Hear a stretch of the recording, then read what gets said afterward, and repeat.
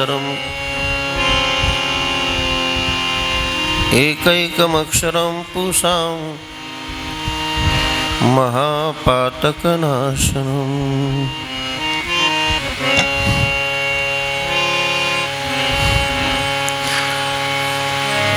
पावन अशा चित्रकूट पर्वतावर भगवान प्रभू रामचंद्र आणि भरत या दोघेही बंधूंची भेट झाल्यानंतर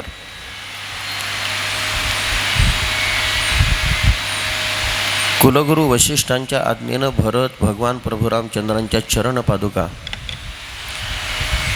आपल्या डोक्यावर घेऊन रामनामाचा जप करीत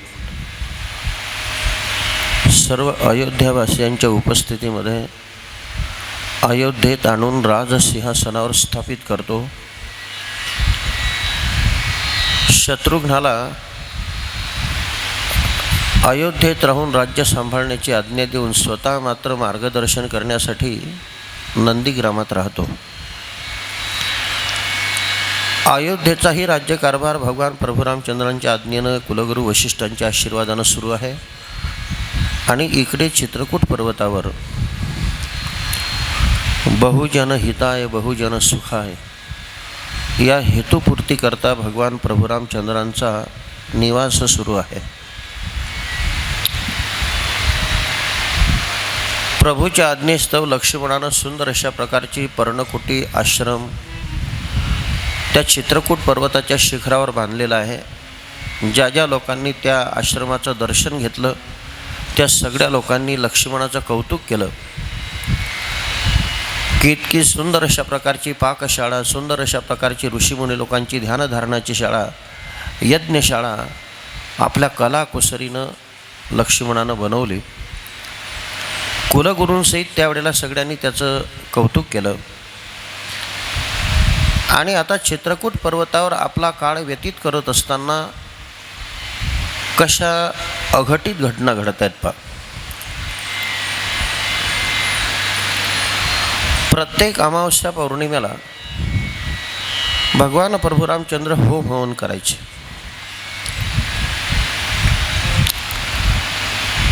आता पौर्णिमेला जे होम हवन केलं जातं ते देवतांसाठी केलं जातं आणि अमावस्येच्या दिवशी जे होम हवन केलं जातं ते पितरांसाठी केलं जातं।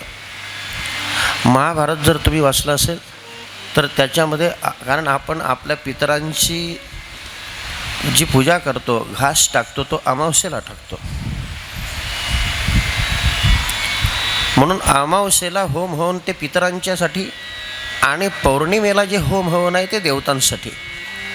देवता आणि पितर जर संतुष्ट असतील तर आपलं कुळ सुखी राहतं, आपला परिवार सुखी राहतो। प्रत्येक अमावस्या पौर्णिमेला भगवान प्रभू रामचंद्र होम हवन करायचे। एके दिवशी प्रकार असा झाला की होम हवन करत असताना होम हवनामध्ये काही आहुती देत असताना मांसाचे तुकडे ते खाण्याकरता आकाशात घिरट्या मारणारे जे पक्षी आहेत ना ते तिथं गर्दी करायचे।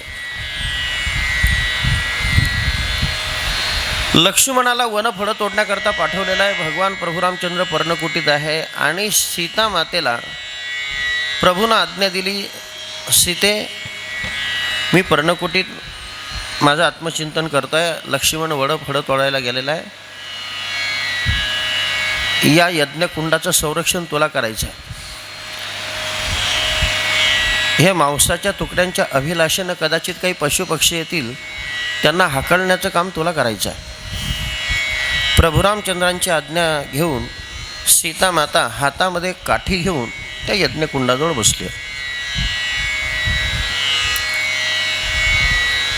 आता योगायोग असा की ही जगन्माता त्या यज्ञकुंडाजवळ, त्या आहुती दिलेल्या कुंडाजवळ बसलेली असताना काही कावडे तिथं ते मांसाचे तुकडे खाण्याकरता जमा झाले आणि कोणाच्या बुद्धीमध्ये काय फरक पडेल हे काही सांगता येत नाही। सीता माता ही जगन्माता, प्रत्यक्ष जगदंबा, तिचं ते सौंदर्य पाहून आकाशातला एक गंधर्व, त्याचं नाव सुदसूप,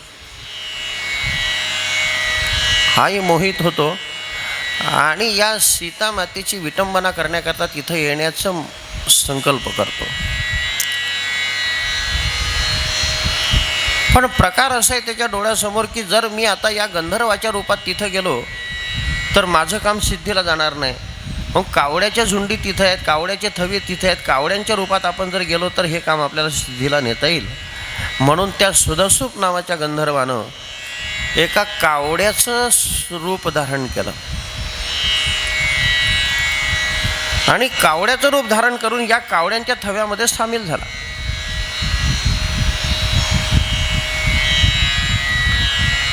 ज्या वेळेला हे कावडे त्या मांसाच्या तुकड्यावर झडप घालण्याचा प्रयत्न करायचे त्यावेळेला सीतामाता आपल्या हातात असलेली जी काठी आहे ती अशी हात वर करून उगारायची. त्यावेळेला बाकीचे कावडे उडून जायचे. परंतु हा जो सुदसूप नावाचा गंधर्व आहे हा अतिशय वाईट बुद्धीनं तिथं आलेला होता. हाकलल्यानंतरही हा काही जात नव्हता. एकदा सगळे कावडे त्या यज्ञकुंडाच्या अवतीभोवती जमा झाले. सीतामातेनं आपलं एक ते काठी घेतली आणि त्यांना हाकलण्याचा प्रयत्न केला.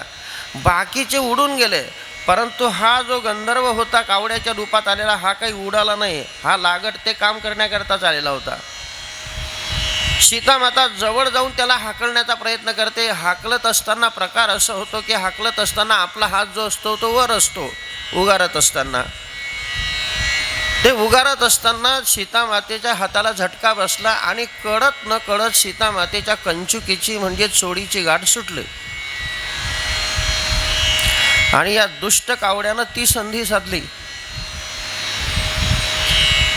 सीतामातेच्या वक्षस्थळात चुंबन घेतलं, तिच्या गालाला ओरबडलं आणि सीतामातेच्या गालाला ओरबडल्यानंतर ती खाली पडली. त्या पक्षाचे ते पंख त्याच्यानंतर त्याचे ती नखं लागल्यानंतर सीतामाता आक्रोश करायला लागली. आक्रोश करता बरोबर भगवान प्रभुरामचंद्रांना हा आवाज आला. प्रभुरामचंद्र त्या पर्णकुटीच्या बाहेर आलेत. पाहताय तर एक कावळा सीतेची विटंबना करतोय. प्रभूला राग आला आणि भगवान प्रभुरामचंद्रांनी खाली पडलेली एक दर्भाची काडी, तिला इशिका म्हणतात, ती घेतली, अभिमंत्रित केली आणि त्या कावड्याच्या पाठीमागे सोडली.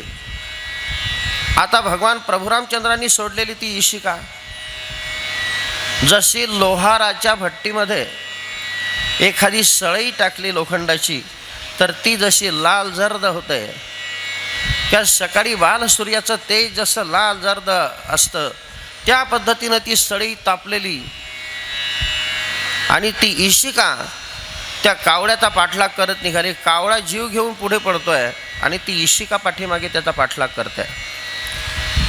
कावड्याला भीती वाटायला लागली, घाबरला. आता मला वाचवणारा कोणीच नाही, परंतु आपल्याला कोणीतरी आश्रय मिळाला तर बरं होईल. म्हणून सगळ्या देवांकडे तो जातो. इंद्राकडे जातो, ब्रह्मदेवाकडे जातो, कुबेराकडे जातो, वरुणाकडे जातो. या सगळ्या देवांकडे गेल्यानंतर कोणी त्याला आश्रय द्यायला तयार नाही. का आश्रय द्यायला तयार नाही? कारण ही प्रभुरामचंद्रांची इशिका आहे. प्रभुरामचंद्रांच्या कार्याला प्रतिकार कोण करणार आहे?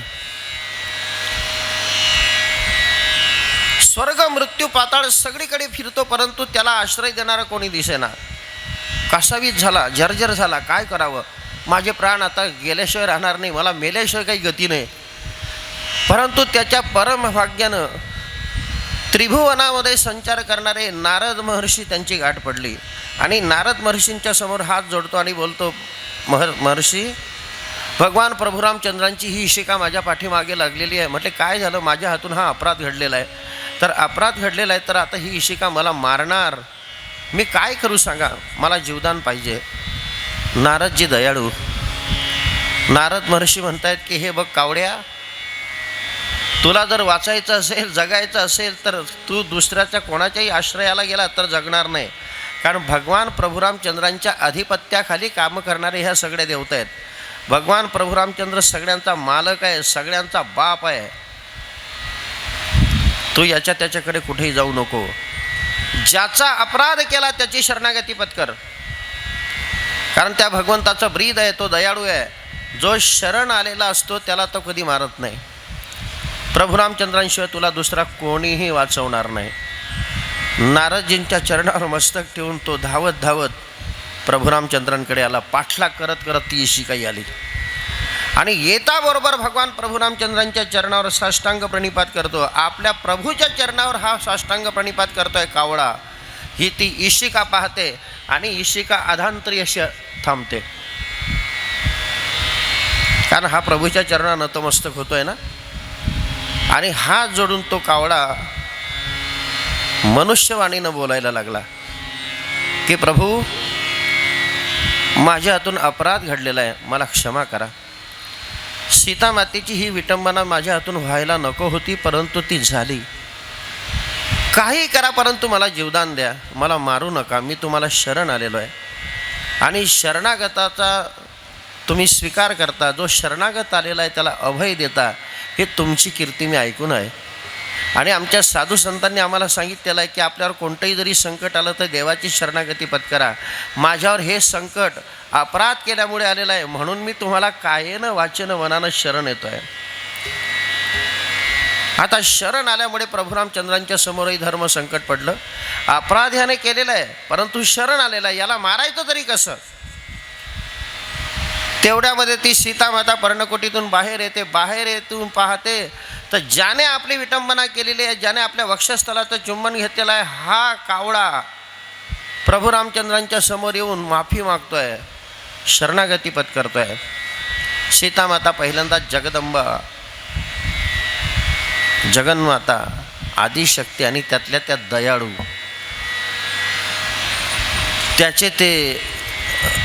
त्याचा तो रडका चेहरा, त्याच्या डोळ्यातून टपाटपा खाली गळणारी अश्व आणि तो काकुलतीनं भगवंताच्या समोर झालेल्या अपराधाची क्षमा मागतो आहे, हे पाहून सीतामातेला त्याची दया आली. कारण ती आई ना.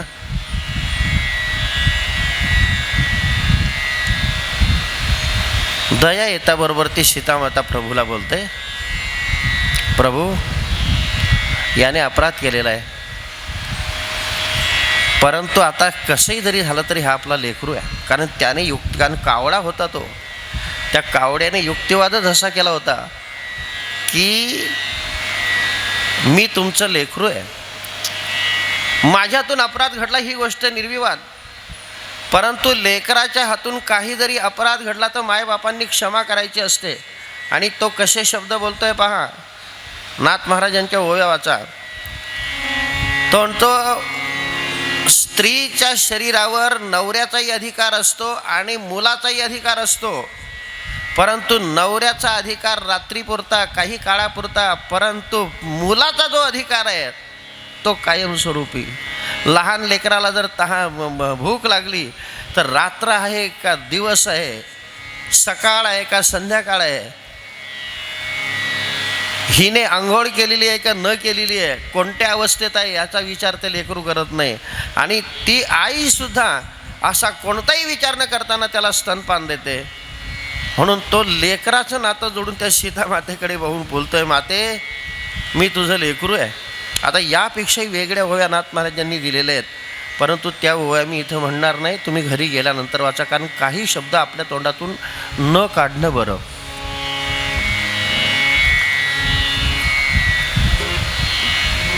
शेवटी सीता मातेचं अंतःकरण द्रवलं आणि प्रभूला बोलते, याला मारू नका, तो शरण आलेला आहे. भगवान प्रभू रामचंद्रांच्या समोर विचार आला, जिची विटंबना केल्यानंतर तिने पहिल्यांदा मारा असं सांगितलं आणि जिने मारायला सांगितलं ती आता याला सांगते की याला मारू नका. काय करू. तो कावडा हात जोडून उभाच होता. ती इशिका समोर आहे तशी अधांतरी होती. ते हे सगळं कौतुक पाहत होते त्याचं. प्रभू म्हटले, सीतेने जरी सांगितलं की याला मारू नका, परंतु याने अपराध केलेला आहे, अशा अपराधी लोकांना जर काही शासन न करता सोडून दिलं तर पुढे अनर्थ घडत असतो. म्हणून त्या कावड्याला बोलतायत, कावड्या, सीतेने जे सांगितलं आता ते तर तुला मी शिक्षा काही करू शकत नाही, परंतु तू सांग मी तुला काय शिक्षा करू. म्हटले, प्रभू, तुम्ही जी देणार ती मी भोगायला तयार आहे. म्हटले, मी तुला आता जीवे मारत नाही, परंतु तुझं अर्धा अंग घेतो. अर्धा अंग घेतो म्हणजे ते अर्धा अंग घेतलं की तुला शासन केल्यासारखं होईल. परंतु सांग, तू अपराध केलेला आहे, मी माझ्या मनानं तुझं अर्धा अंग घेत नाही, तू सांग तुझा कोणता अंग घेऊ. तो कावडाही हुशार. तो कावडा म्हणायला लागला, प्रभू माझं कोणतं अंग घ्यायचं ते तुम्ही ठरवा, पहिल्यांदा मी सांगतो. माझे हे जे 2 डोळे आहेत ना, या 2 डोळ्यापैकी डाव्या डोळ्यानं सीता मातेकडे वाईट नजरेनं बघितलं आणि उजव्या डोळ्यानं त्या सीता मातेकडे आईच्या नजरेनं बघितलं. या चोचीनं तिच्या वक्षस्थलाचं चुंबन घेतलं, या नखानं तिला ओरबडलं. कोणतं अंग घ्यायचं ते तुम्ही ठरवा. भगवान प्रभू रामचंद्रांनी ठरवलं की ज्या इंद्रियानं जो अपराध केलेला असेल त्याला शासन केलं पाहिजे. ज्याने काही अपराध केलेला नाही त्याला शासन कशासाठी करायचं? डाव्या डोळ्यानं सीतेकडे वाईट नजरेनं बघितलं ना, त्या डाव्या डोळ्याला काहीतरी शिक्षा केली पाहिजे. म्हणून त्या इशिकेला सांगितलं, इशिके या डाव्या डोळ्यानं सीतेकडे वाईट नजरेनं बघितलंय, पापदृष्टीनं बघितलंय, म्हणून तू त्या डाव्या डोळ्यात घुसून याच्या बुबुड फोड. भगवान प्रभू रामचंद्रांची आज्ञा मिळताबरोबर ती इशिका ताडकन उठली आणि sir sir sir sir sir sir sir sir जाऊन त्याच्या डाव्या डोळ्यामध्ये तिने प्रवेश केला. डाव्या डोळ्यात प्रवेश करताबरोबर त्याचं बुबुड फोडलं. रक्ताच्या धारा त्या डोळ्यातून यायला लागल्या. प्रभूने शाप दिला, आता समजा ज्या डोळ्यानं तू पाप केलेलं आहे त्या डोळ्याला शासन मिळालेलं आहे, परंतु ज्या चोचीनं तू हे दुष्कृत्य केलेलं आहे, वक्षस्थलाचं चुंबन घेतलेलं आहे, ती चोच कायमस्वरूपी नरक भक्षण करेल. पण प्रकार असा झाला की डाव्या डोळ्याचं बुबुड फोडल्यामुळे तो आता एकाच डोळ्यावर राहिला. त्याच्या डोळ्यात एकच बुबुड राहिलं. मग ज्याला एक डोळा असतो त्याला लोक चिडवतात, त्याचं काहीतरी व्यंग आहे म्हणून त्याला काना म्हणतात, तिरपा म्हणतात, काहीतरी म्हणतात. त्या कावड्याला काना काना काना काना असं चिडवायला लागले. तो भगवान प्रभू रामचंद्रांच्या जवळ पुन्हा बोलतो की प्रभू आता माझं हे व्यंग कसं काढणार? सगळे लोक मला चिडवत आहेत, काना काना म्हणत आहेत. प्रभू रामचंद्र म्हटले, तू शरण आलाय ना, काळजी करू नको. तुझ्या डाव्या डोळ्याचं बुबुड जरी निकामी झालं तरी मी एका डोळ्यानं तुला संपूर्ण काहीतरी कळेल अशी काही शक्ती देतो. हे एकच बुबुड तुझं दोघंही डोळ्यात फिरेल, म्हणून हे उजवं बुबुड त्याच्या दोघंही डोळ्यामध्ये फिरतं. हां, आणि त्याला सांगितलं की हा उजवा डोळा तुझा इतका तीक्ष्ण असेल की बाकीच्या लोकांना काहीच कळणार नाही, परंतु या उजव्या डोळ्यानं लोकांचं पाप पुण्य तुला कळेल. आणि 10व्याच्या दिवशी तू शिवल्याशिवाय या माणसाला तू त्या पिंडाला शिवल्याशिवाय त्याला गती मिळणार नाही. म्हणून 10व्याच्या दिवशी लोक पाहुण्यांची वाट पाहत नाही, 10व्याच्या दिवशी नातेवाईकांची वाट पाहत नाही, ज्या बुवाचं प्रवचन ठेवलं आहे त्याची वाट पाहत नाही, ज्या बुवाचं कीर्तन ठेवलं आहे त्याची वाट पाहत नाही, परंतु पिंड पाडत असताना त्या कावड्याची वाट पाहतात. मग तो सुदसूप नावाचा गंधर्व भगवान प्रभू रामचंद्रांनी त्याला हे वरदान दिल्यामुळे पुन्हा सांगितलं की हे बघ, आता तुला मरण कशानेच येणार नाही, पण एखाद्या ठिकाणी तू धडकला, एखाद्या क्रूर श्वापदानं तुझ्यावर घाव घातला, एखाद्यानं तुला गोळी मारली, बाणानं उडवलं, तरच तुला मरण, स्वतःहून नाही. म्हणून हे कावडे कुठेतरी आघातानं मरतात, क्रूर प्राण्यांचा आघात झाला त्यावेळेला मरतात. अशी सुदसूप नावाच्या गंधर्वाची कथा नाथ महाराजांनी इथं दिलेली आहे. त्या सुदसूप नावाच्या गंधर्वाला मुक्ती दिल्यानंतर आता भगवान प्रभू रामचंद्र चित्रकूट पर्वतावर पुन्हा आपली ध्यानधारणा करतायत. परंतु तिथं प्रकार असा होतो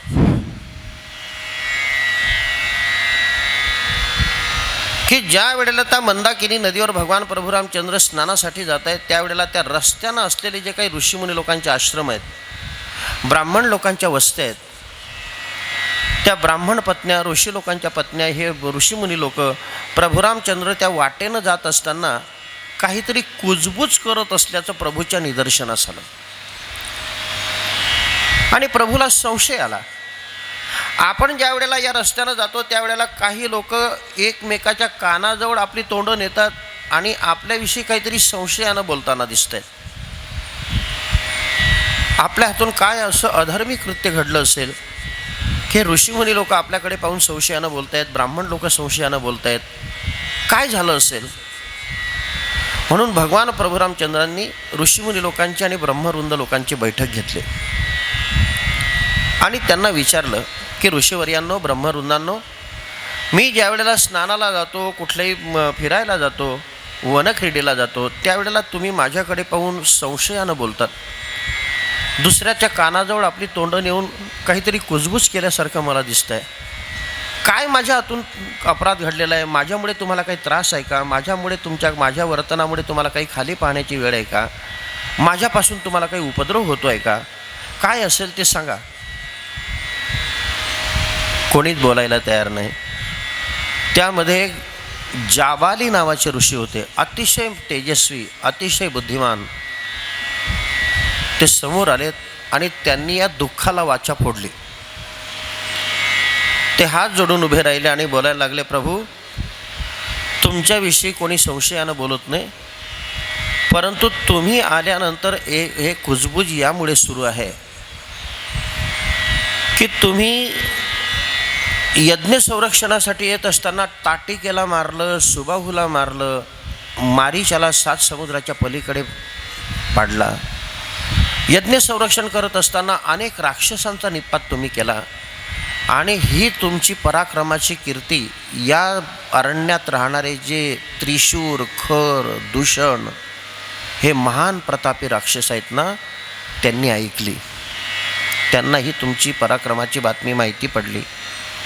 त्याच्यामुळे तुमच्यासमोर येण्याची त्यांची ताकद नाही, परंतु त्यांनी असं ठरवलेलं आहे की राम आणि लक्ष्मणाचा झोपेमध्ये घात करायचा आणि सीतेचं अपहरण करायचं. म्हणून आमची अशी इच्छा आहे की आपणही या पर्वतावर राहू नये. आम्ही पण राहत नाही आहे. आम्ही आता आमचे सामान बांधलेलं आहे, बैलजोड्या तयार केलेल्या आहेत. जिथं योग्य जागा भेटेल, जिथं आम्हाला सुरक्षित जागा भेटेल, तिथं आता आम्ही निघालेलो आहे. ब्राह्मण लोकांनी त्यांच्या पत्न्या घेतल्या, त्यांचे लहान लहान लेकरं घेतले, आपलं सामान घेतला आणि आपल्या बैलगाड्या घेऊन निघाले. भगवान प्रभू रामचंद्र काकुलतीनं त्यांना बोलतायत, हे ब्रह्मवृंदांनो, हे ऋषीवर्यांनो, तुम्ही जाऊ नका. अहो, ब्रह्मवृंदांच्या संरक्षणासाठी माझा अवतार आहे. राक्षस केवढाही जरी असला तरी त्याचा तुम्हाला कोणताही त्रास होणार नाही, त्याची जबाबदारी माझी आहे. म्हणून तुम्ही अजिबात राक्षसांना घाबरू नका. त्या राक्षसांना मारण्यासाठीच मी वनवासात आलेलो आहे. परंतु त्या प्रभूच्या बोलण्यावर त्या ब्राह्मणांचा विश्वास बसेना, त्या ऋषीमुनी लोकांचा विश्वास बसेना. हे सगळे ऋषीवर्य आणि ब्रह्मवृंद हे आपापलं सामान घेऊन, बैलगाड्या, बायका, पोरं घेऊन निघालेत. त्या पर्वतावर, चित्रकूट पर्वतावर कोणीही राहिलेलं नाही. निर्जन अशा प्रकारची परिस्थिती निर्माण झाली. मग आता निर्जन अशा प्रकारचा पर्वत झाल्यामुळे सीता मातेला करमेना. कारण आजपर्यंत सीता माता ब्राह्मण पत्न्यांजवळ जायची, तिथं बसायची, त्यांचा सत्संग तिला घडायचा. ऋषी पत्न्यांजवळ जायची, तिथं काही चर्चा करायची. आता सीता मातेला कोणीही सोबती नाही. मग ती सीता माता प्रभूला विनंती करते, प्रभू, या चित्रकूट पर्वताहून आता ऋषी पत्न्या गेला, ब्रह्मवृंदांच्या पत्न्या गेल्या, मला आधार कोणाचाच राहिलेला नाही. म्हणून माझंही इथं चित्त लागत नाही. आपणही चित्रकूट पर्वत सोडावा अशी माझी इच्छा आहे. मग त्या सीता मातेच्या आग्रहास्तव भगवान प्रभू रामचंद्र आता चित्रकूट पर्वतही सोडून तुमच्या आमच्या परमभाग्यानं दंडकारण्याकडे वाटचाल करतायत. चित्रकूट पर्वत सोडल्यानंतर दंडकारण्यामध्ये वाटचाल करत असताना दुःखी लोकांचं आश्रयस्थान असलेलं एक ठिकाण त्यांना दिसलं. एक सुंदर अशा प्रकारचा आश्रम त्यांना दिसला. त्या आश्रमामध्ये ते प्रवेश करतायत. आश्रमामध्ये प्रवेश करताबरोबर तो आश्रम होता कोणाचा? भगवान दत्तात्रयाचा अवतार जिथं झाला ते अत्री मुनी अनुसूया मातेचा. आश्रमामध्ये प्रवेश करताबरोबर अत्री मुनी समोर आलेत. भगवान प्रभू रामचंद्रांनी अत्री मुनींच्या चरणावर साष्टांग प्रणिपात केला. लक्ष्मणानंही साष्टांग प्रणिपात केला. सीता मातेने मनोभावे ऋषीवर यांचा नमस्कार केला. तेवढ्यामध्ये अनसूया माता समोर आली. अनसूया माता समोर येताबरोबर भगवान प्रभू रामचंद्राने त्या मातेचे चरणला वंदन केलं, लक्ष्मणाने वंदन केलं आणि सीता मातेनं वंदन करता बरोबर सीता माता त्या अनुसूया मातेच्या चरणावर डोकं ठेवते. तेवढ्यामध्ये त्या अनसूया मातेनं सीता मातेला आपल्या लेकीसारखं उचललं आणि आपल्या छातीशी लावलं. तिच्या पाठीवरून डोक्यावरून हात फिरवला. कारण अनसूया माता ही वयोवृद्ध होती, सीता माता अतिशय तरुण होती. कारण एके ठिकाणी असं दाखवलेलं आहे की सीता मातेचं आणि भगवान प्रभू रामचंद्रांचं स्वयंवर झालं त्यावेळेला या दोघांचं वय किती होतं. भगवान प्रभू रामचंद्रांचं जे वय होतं ते 26 वर्षाचं होतं आणि सीता मातेचं वय 17-18 वर्षाचं होतं. म्हणजे त्यांच्याही वयामध्ये त्यावेळेला 10-11 वर्षाचं अंतर होतंच. ती अशी कोवळी मुलगी पाहिल्यानंतर त्या अनसूया मातेला दया आली आणि त्या सीता मातेला आपल्या छातीशी कवटाळलं, पाठीवरून डोक्यावरून हात फिरवला आणि एक असा दिव्य आशीर्वाद दिला की सीते, तुझं हे उत्कट पातिव्रत्य पाहिल्यानंतर मी धन्य झाली आहे. या कोवड्या वयामध्ये पतिव्रता धर्माचं पालन करण्यासाठी अनवाणी पायानं तू निघाली आहे, धन्यस. त्या सीता मातेला असा आशीर्वाद दिला की आता तू पुढे वाटचाल करत असताना, कारण अनसूया माता त्रिकालदर्शी महान पतिव्रता, जंगलामध्ये जात असताना, वनात जात असताना तुला पर्वता एवढा जरी राक्षस दिसला तरी तुला भीती वाटणार नाही, असा हा आशीर्वाद आहे. सीता मातेला असे काही वस्त्र दिलेत, नाथ महाराज असा शब्द वापरतायत की त्या वस्त्राला धुण्याची गरज नाही, प्रेस करण्याची गरज नाही, लॉन्ड्रीमध्ये न्यायची गरज नाही आणि त्या वस्त्रातून चंदनाच्या उटीसारखा सुगंध येत होता.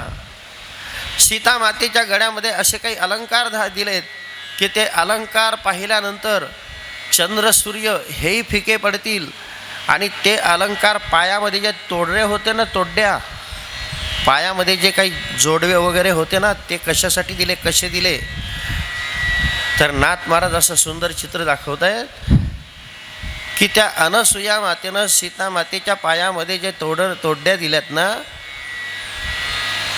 शुद्र घंटिका, तर त्या तोड्यांचा जर प्रकाश पडला तर रात्री बॅटरी हातात घ्यायची गरज नाही.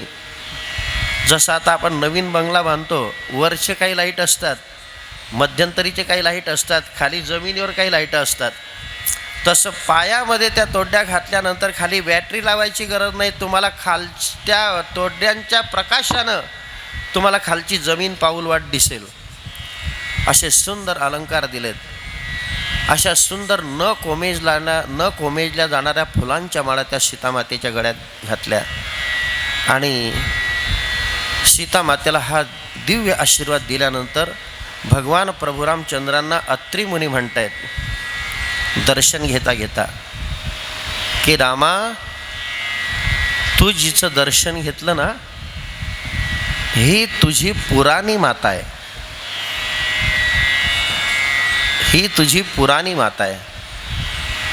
प्रभू बोलतायत की माझी पुराणी माता कशी? मग त्याचा इतिहास अत्री मुनी भगवान प्रभू रामचंद्रांना, लक्ष्मणाला आणि सीता मातेला समजावून सांगतायत की रामा ऐक, एकदा खूप अवर्षण पडलं आणि त्या अवर्षणामध्ये या अनसूयेनं असं एक अलौकिक कार्य केलं की जेवढे झाडं होती ती शेंड्यापासून वडली, नद्यांचे जलस्रोत खंडित झाली, पाणी कुठेही मिळेना, पाण्याविना सगळं जनजीवन विस्कळीत झालं. ब्राह्मणांच्या स्नान संध्या बंद पडल्या, लहान लेकरं आक्रंदन करायला लागले, गायी हंबरडा फोडायला लागल्या. या जगाचा कळवळा या मातेला आला.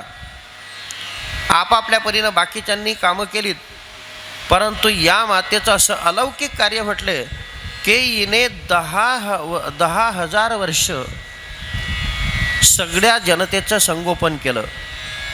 गौतम ऋषींनीही त्या वेळेला अवर्षणामध्ये मदत केली, परंतु अनसूया मातेनं असा परोपकार केला की ब्राह्मण असो, कोणत्याही वर्णाचा असो, कोणत्याही जातीचा असो, एवढंच नाही, जे जलचर असतील त्यांचे प्राण वाचवले, जे हिंस्त्र पशु असतील त्यांचे प्राण वाचवले.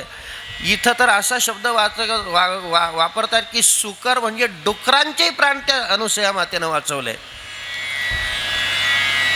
मग तुम्हाला असं वाटेल म्हटलं की ही एवढी शक्ती तिच्यामध्ये आली कशी, की तिने स्वतः धनधान्य पिकवलं आणि लोकांचं संगोपन केलं, लोकांना जेवू घातलं, लोकांचे प्राण वाचवले.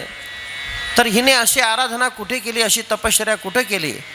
तर हे बघ रामा, या अनसूयेनं कुठेही ध्यानधारणा केलेली नाही, ही कुठं चातुर्मास्य राहिली नाही, कुठं हिमालयात जाऊन तिने योग साधना केली नाही. हिच्या अंगामध्ये शक्ती जी आली ती फक्त माझी सेवा केल्यामुळे. कारण आमच्या माता माऊलींसाठी ही सेवा सगळ्यात महत्त्वाची आहे. स्वामी काज गुरुभक्ती पितृवचन सेवापती, हेच विष्णूची महापूजा, आन भाव नाही दुजा.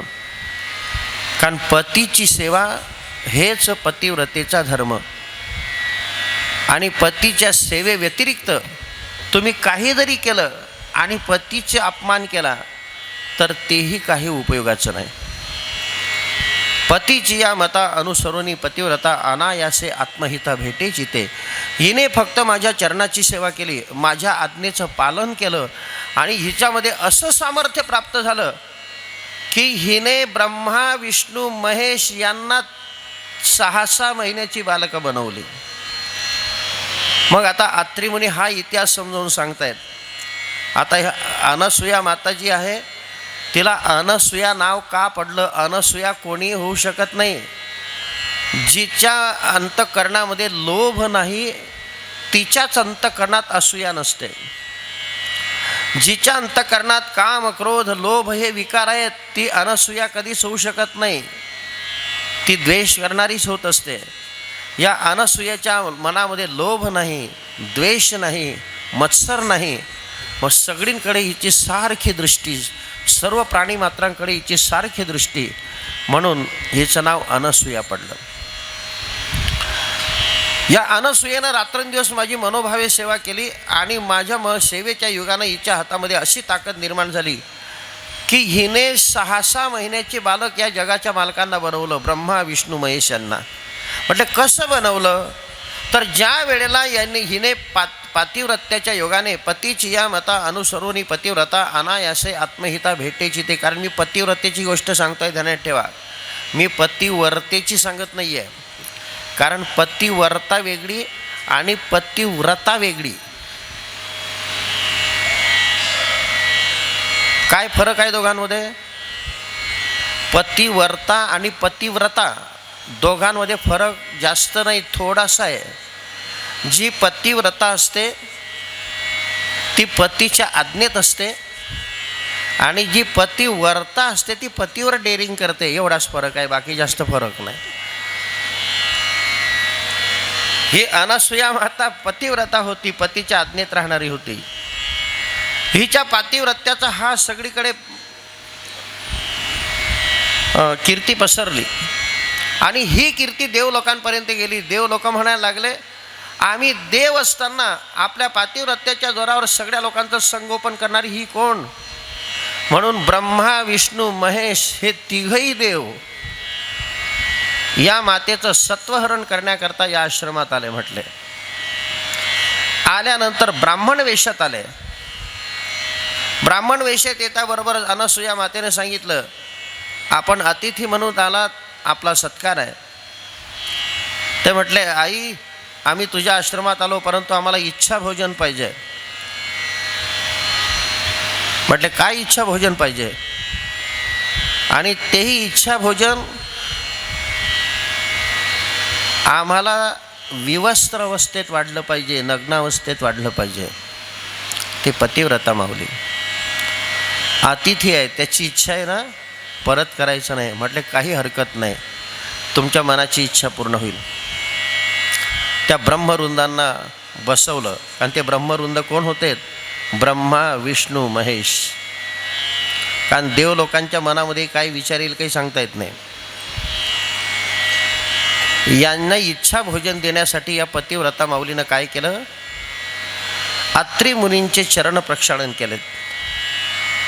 त्या अत्री मुनींच्या चरणाचं जे तीर्थ आहे ते घेतलं आणि या तिघही देवांवर शिंपडलं. शिंपडताबरोबर हे तिघही देव 6-6 महिन्याची लेकरं झालीत. आता 6-6 महिन्याची लेकरांना काय जिलेबी खाऊ घालतात का? 6-6 महिन्याच्या लेकरांना तुम्ही कॅडबरी देतात का? 6-6 महिन्याच्या लेकरांना तुम्ही काय भाकरवडी खाऊ घालतात का? अरे नाही, कोणती बिस्किट नाही, काय नाही. स्तनपानाशिवाय काय आहार आहे? ठरल्याप्रमाणे त्या मातेनं त्या अवस्थेमध्ये या देवांना ते इच्छा भोजन दिलं आणि इच्छा भोजन दिल्यामुळे त्यांना आता पाळण्यात झोपायला घातलं, न्हाऊ घातलं आणि ती आता अंगाई गीत गाते त्यांच्यासाठी. ब्रह्मदेव, भगवान विष्णू, भगवान महादेव तिघांसाठी अंगाई गीत गाते. पहिल्यांदा ब्रह्मदेवाला म्हणते, अरे ब्रह्मदेवा, अरे तुझं असं वर्णन आहे, कुलाल हाडाचा बाप चहाडाचा अखंड घडतो मडकी रे, त्याशी एक भूत संचार झाला हिमालयाच्या खडकी रे, भूत व त्याची नोवरी देखुनी जीवास भरली धडकी रे, कान्होबा तेरे तेरे ते. नाथ महाराजांचं ते वाङ्मय वाचा. अरे या जगाची जडणघडण करत असताना तुला फार त्रास झाला असेल, म्हणून आता तो त्रास काढण्याकरता तू आश्रमात आलाय ना, आता सुखानं झोप घे बाबा. त्या भगवान विष्णूला अंगाई गीत गाते की या जगाचं पालन पोषण करण्याची जबाबदारी तुझ्यावर आहे. हे सगळे लोक जेवल्याशिवाय तू जेवत नाही, हे सगळे लोक झोपल्याशिवाय तू झोपत नाही, म्हणून आता हा त्रास तुला कुठपर्यंत सहन करावा लागणार आहे, आता तू सुखानं झोप घे. भगवान महादेवासाठी हे अंगाई गीत गाते, अरे या जगाचा संहार करता करता तुला खूप त्रास होतो, म्हणून आता तू शांततेनं इथं झोप घे. आता हे 6-6 महिन्याचे बालक, हे अनसुया माता त्यांच्यासाठी हे गाणं गायते आहे, अंगाई गीत गाते आहे. परंतु हे देव स्त्रिया आहेत ना, इकडे भगवान शंकराची पार्वती, भगवान आपल्या विष्णूची महालक्ष्मी आणि भगवान ब्रह्मदेवाची सावित्री, ह्या देवस्त्रिया ह्या विचार करायला लागल्या. काय माणसं असतील म्हटले, बऱ्याच दिवसापासून गेले, परंतु घरी काय किराणा आहे का नाही आहे, खायला आहे का नाही आहे, काहीच विचार नाही. बरं गेले तर गेले, पण कुठे गेले हे सांगितलं नाही. बरं जाऊ द्या, गेले तर गेले, पण निदान घरचे लोक कसे आहे, निदान मिस कॉल तर द्यायला पाहिजे. पण यांना घरची काहीच काळजी दिसत नाही. मग ती महालक्ष्मी त्या पार्वतीला संपर्क करते, काय ग हे कधीचेच गेले, तुमच्याकडे आले आहे का? ती पार्वती म्हणते, मग आमच्याकडे पण नाही, हे पण कधीचेच गेलेले आहे, मला असं वाटलं की तुमच्याकडे असतील. या दोघांनी फोन केला त्या सावित्रीला, काय ग म्हटले, हे महाविष्णू दिसत नाही, भगवान शंकर दिसत नाही, तुमच्याकडे काही मुक्कामाला आहे का, तुमच्या लग्नाचा वाढदिवस आहे का? ते म्हटले नाही नाही, आमची कधीचेच फरार आहे म्हटले, त्यांचाही समाचार काही नाही. सांगतात नारद महर्षींची गाठ पडली आणि नारदांना विचारलं की आमचे हे कुठे आहेत. त्यावेळेला नारदांनी सांगितलं की हे बघा, हे तुमचे जे पतिदेव आहेत त्या अत्री मुनी आणि अनसुया मातेच्या आश्रमामध्ये आहेत, तुम्हाला पाहिजे असतील तर तिथं जा. मग ह्या देवस्त्रिया त्या अगस्ती मुनींच्या आपल्या अत्री मुनींच्या आश्रमामध्ये आल्यात. आल्यानंतर त्या अनसुया मातेला विचारतायत, माते आमचे पतिदेव आलेले आहेत म्हटले तुमच्याकडे. म्हटले हो. म्हटले कुठे आहेत? या म्हटल्या आत. आत आल्यानंतर हे 6-6 महिन्याचे बालक त्या पाळण्यात झोपलेले, हे तुमचे पती आहेत म्हटले. म्हटलं कसं काय झालं यांचं? त्या मातेनं सगळी परिस्थिती सांगितली. आता यांच्याही मनामध्ये असा गर्व होताच की आम्ही देवस्त्रिया, आमच्यासारखा पतिव्रता कोणी नाही, आमच्यासारखे ताकद कोणाची नाही, यांच्याही मनामध्ये गर्व होताच. तो गर्व परिहरण ह्या देवांना त्यांचा करायचा होता आणि सोनाराकडे गेल्याशिवाय कान टोचले जात नाही, त्या पद्धतीनं यांना इथं आणणं जरुरीचं होतं. मग ते म्हटले आता आमचे पती आम्हाला मिळवून द्या.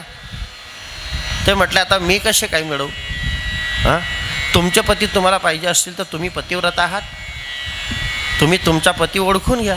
बरं, त्या अनसुया मातेनं तिघही देवांना असं रूप दिलेलं होतं की तिघही लहान लहान बालकं, सारखं वय, दिसायला सारखे, तिघांचा रंग सारखा, कोणता महाविष्णू कोणता भगवान शंकर, कोणता ब्रह्मदेव ओळखायला तयार नाही. काय करावं? तिघही सारखे दिसायचे. बरं, रडताना तिघांचा आवाज सारखा, हातपाय हलवताना तिघांच्या शरीराचं चलनवलन सारखं, पाहतानाही सगळे तिघं सारखेच पाहायचे. काय ती पतिव्रतीची सत्ता. ते म्हटले, हे बघा, तुमचा पती ओळखून घ्या. मग त्या तिघही पाळण्याच्या आजूबाजूनं उभ्या राहिल्यात. पण अनसूया मातेनं पुन्हा त्यांना ताकीद दिली, हे बघा, तुम्ही पतिव्रत आहात, तुमचा जो असेल त्यालाच हात लावा. दुसऱ्याला जर हात लावला तर तुमचं पातिव्रत्य भ्रष्ट होईल. पण सांगावं कोणाला?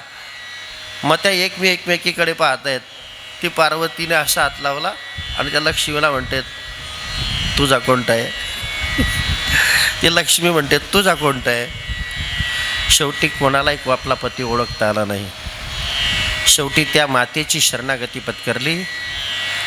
पुन्हा त्या अनसूया मातेनं अत्री मुनींचे चरण प्रक्षालन केलेत आणि ते अभिमंत्रित केलेलं जे तीर्थ आहे, त्यांच्या चरणाचं जे ते तीर्थ घेतलं आणि त्या देवलोकांवर शेंपडदाबरोबर हे तिघही देव पूर्व अवस्थेमध्ये आले. सियावर रामचंद्र भगवान की, पवन सुत हनुमानजी महाराज की.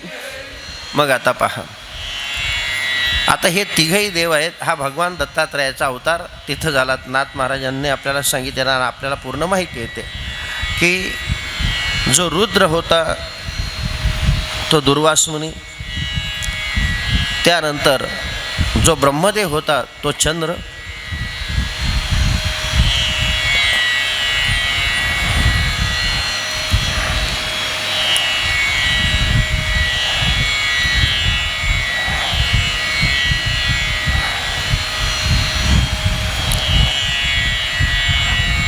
आणि महाविष्णू झाले दत्तात्रय मुनी.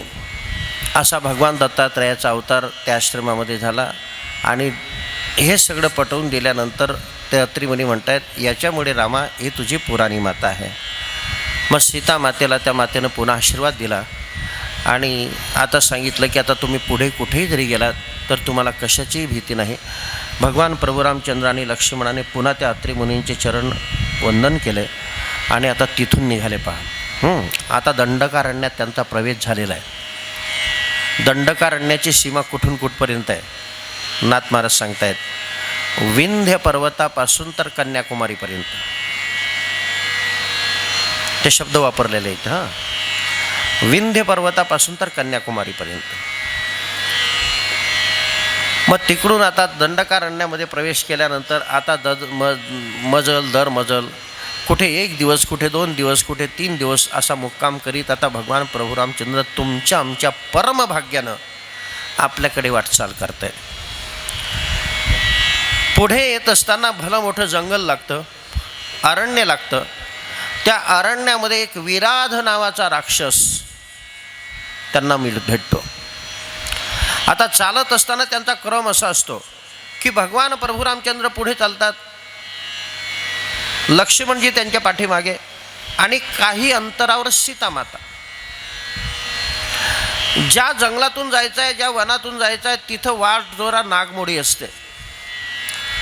प्रभू रामचंद्र पुढे चालतायत, लक्ष्मणजी पुढे चालतायत, काही अंतरावर सीता माता चालते. त्या घनदाट जंगलामध्ये तो विराध नावाचा राक्षस, ज्याचं भलं मोठं पर्वतासारखं धिप्पाड शरीर, काळा कुट्ट रंग, लाल जर्द अशी जीभ, लांब लांब योजन असे प्रकारचे हातपाय, आणि तो विराध नावाचा राक्षस सीता मातेला बळजबरीने घेतो, आपल्या मांडीवर बसवतो आणि तिचं अपहरण केल्यासारखं तिचा अनुनय करतो की हे बघ, या जंगलामध्ये माझ्या भीतीनं कोणीच येत नाही आणि हे जे 2 लोक आहेत ती एकटी घेऊन कसे फिरतायत तिला, त्यांना माहिती नाही का की हे विराधाचं वन आहे. परंतु तो एवढा पर्वतासारखा राक्षस पाहता बरोबर सीता मातेला थोडीही भीती वाटली नाही. का वाटली नाही? कारण अनुसया मातेनं तो आशीर्वाद दिलेला होता. त्या आशीर्वादाच्या योगानं ती माता निर्भय बनली होती. फक्त त्या सीता मातेनं आरोळी दिली भगवान प्रभू रामचंद्र आणि लक्ष्मणाला. आरोळी देता बरोबर हे पाठीमागे परत येत आहेत, परंतु सीता दिसत नाही. लक्ष्मणानं आपला दिव्य बाण सज्ज केला आणि त्या बाणानं पहिल्यांदा ते वन छाटून टाकलं. छाटल्यानंतर हा एक अकराळ विक्राळ राक्षस सीता मातेला मांडीवर घेऊन बसलेला आहे. त्यावेळेला तो विराट त्यांना दमदाटी करताय. अरे तुम्ही कोण? तुम्ही जर वनवासी दिसतायत आणि तुमच्याजवळ शस्त्र कशी, आणि तुम्हाला हे कसं वाटत नाही की अरे हे विराधाचं वन आहे आणि तुम्ही कोवळे बालक असताना या तरुण स्त्रीला या जंगलातून घेऊन चाललात? तू कोण? त्यावेळेला भगवान प्रभू रामचंद्र बोलतायत, मी राजा दशरथाचा नंदन राम. हे बघ, तुला प्राण वाचवायचे असतील तर तुम्ही दोघंही मुकाट्यानं निघून जा. मी जर समजा काही माझं शस्त्र हातात घेतलं तर तुम्हाला प्राणाला मुकावं लागेल. भगवान प्रभू रामचंद्र म्हटले, अरे प्राणाला मुकावं लागेल नाही, तुला मारण्यासाठीच तर मी इथं आलेलो आहे. शेवटी भगवान प्रभू रामचंद्रांनी आपला दिव्य धनुष्यबाण सज्ज केला आणि त्या बाण सोडता बरोबर हा पर्वतासारखा राक्षस खाली पडला. आणि खाली पडल्यानंतर मग त्या राक्षसानं आपलं मूळ रूप प्रगट केलं आणि तो हात जोडून प्रभूच्या समोर उभा राहिला आणि बोलतो, प्रभू मी काही एवढा मूर्ख नाही की मी सीतामातेचं अपहरण करेल, परंतु माझा उद्धार व्हावा एवढ्याकरता मला हे दुष्कृत्य करावं लागलं. मी अपराध केल्याशिवाय तुम्ही मला बाण मारला नसता, म्हणून मला हा अपराध करावा लागला. म्हटले, तू कोण सांग? त्यावेळेला त्या विराध नावाच्या राक्षसाने सांगितलं की मी कुबेराच्या नगरीमध्ये एक तुंबरू नावाचा गंधर्व होतो आणि त्या सभेमध्ये मला एकदा नृत्य करायचं निमंत्रण मिळालं, गायन करायचं निमंत्रण मिळालं, परंतु त्यावेळेला माझ्या हातून दोष असा घडला की मी मद्यपान केलं, दारू प्यालो आणि त्या नशेमध्ये नाचायला लागलो, गायन करायला लागलो. त्यावेळेला त्या कुबेरानं मला शाप दिला की हे दुष्कृत्य तू आमच्या सभेमध्ये केलेलं आहे, तू भयंकर राक्षसाच्या योनीला जाऊन पडशील.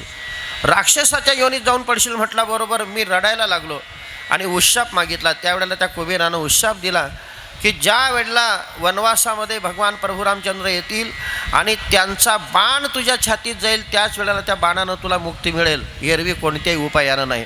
म्हणून तुमचा बाण माझा उद्धार करणारा होता, म्हणून तुमची वाट पाहत मी इथं बसलेलो होतो. त्या विराधाचा भगवान प्रभू रामचंद्रांनी उद्धार केला आणि भगवान प्रभू आता पुढच्या वाटेनं निघून गेले.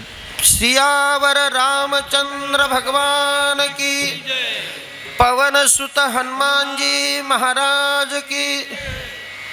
मग आता पुढे चालत असताना त्या विराधाने सांगितलं की हे बघा, आता दंडकारण्यात जात असताना पुढे तुम्ही शरभंग ऋषींचा आश्रम आहे, त्या शरभंग ऋषींच्या आश्रमाला भेट दिल्याशिवाय जाऊ नका.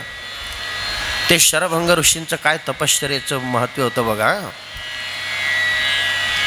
शरभंग ऋषी यांनी एकदा पितरांची सेवा केली, त्यांना पितृलोक प्राप्त झाला.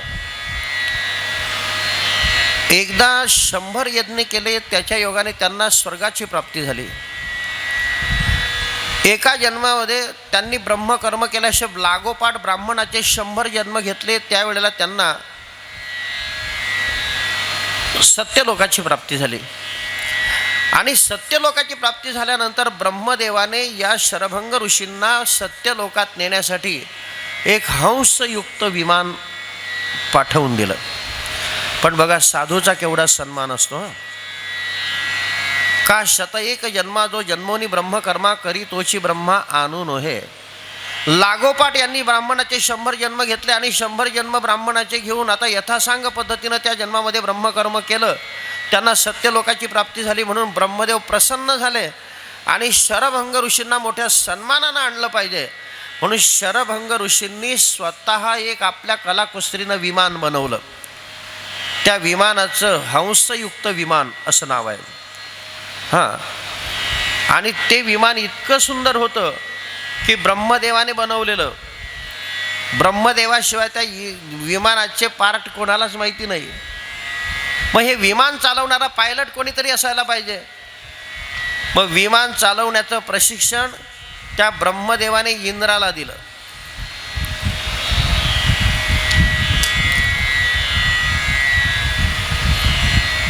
इंद्र वैमानिक झालाय,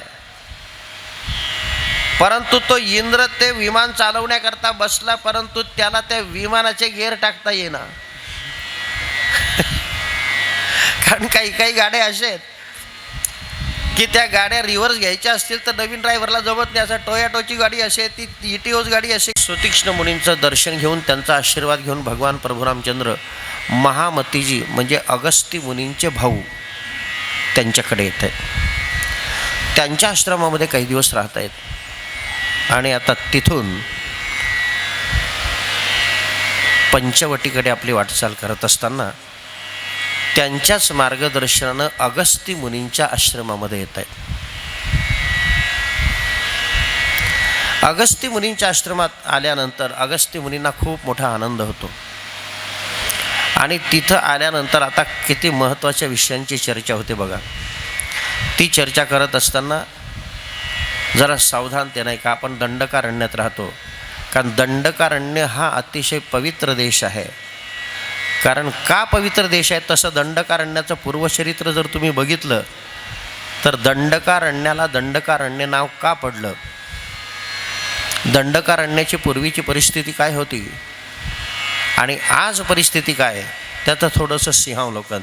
ते सिंहावलोकन करण्याच्या अगोदर सगळ्यांनी हात मोकळे करा, मन मोकळं करा. मर्यादा पुरुषोत्तमाची दैदिप्यमान मूर्ती डोळ्यासमोर आणा. हरे राम हरे राम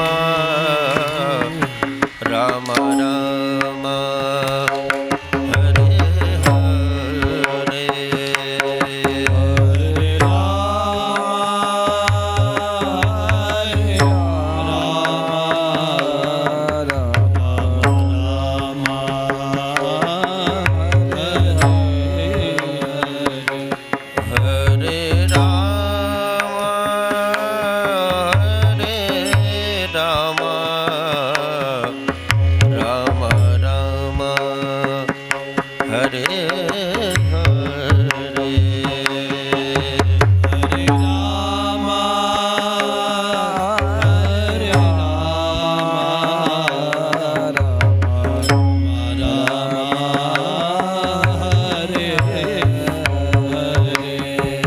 हरे कृष्ण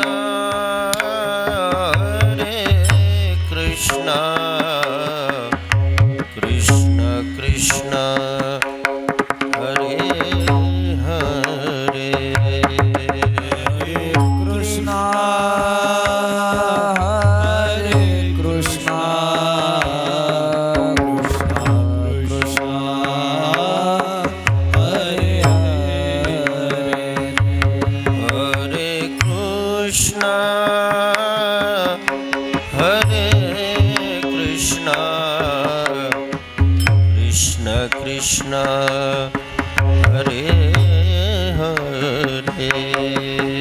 हरे कृष्ण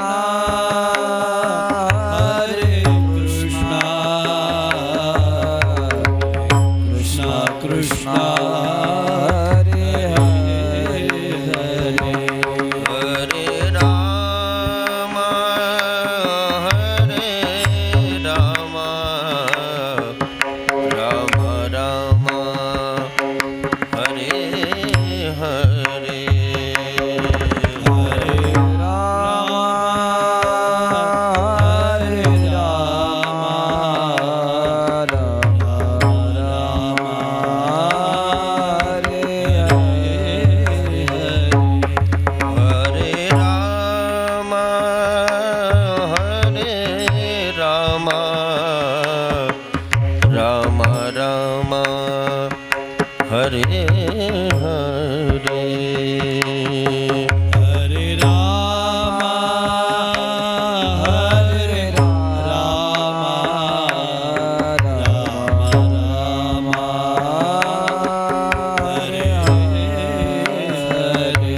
हरे कृष्ण हरे कृष्ण कृष्ण कृष्ण हरे हरे. हरे कृष्ण हरे कृष्ण कृष्ण कृष्ण हरे हरे. हरे कृष्ण हरे कृष्ण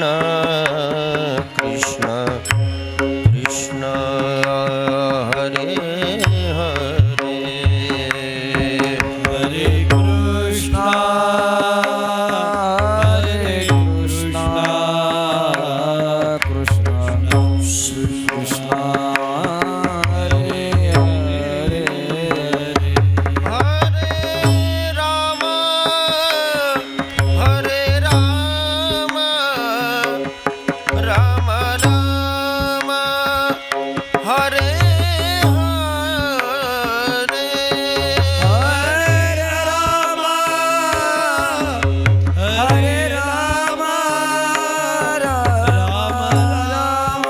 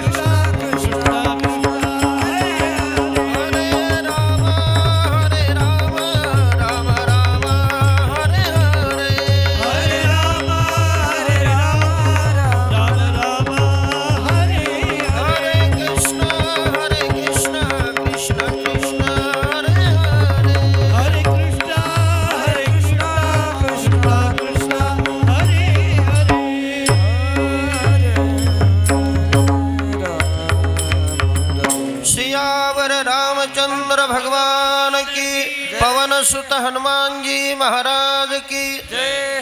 अगस्ती मुनींचे बंधू महामती त्यांच्या सांगण्यावरून आता मर्यादा पुरुषोत्तम भगवान श्री प्रभू रामचंद्र अगस्ती मुनींच्या आश्रमाकडे आपली वाटचाल करतायत.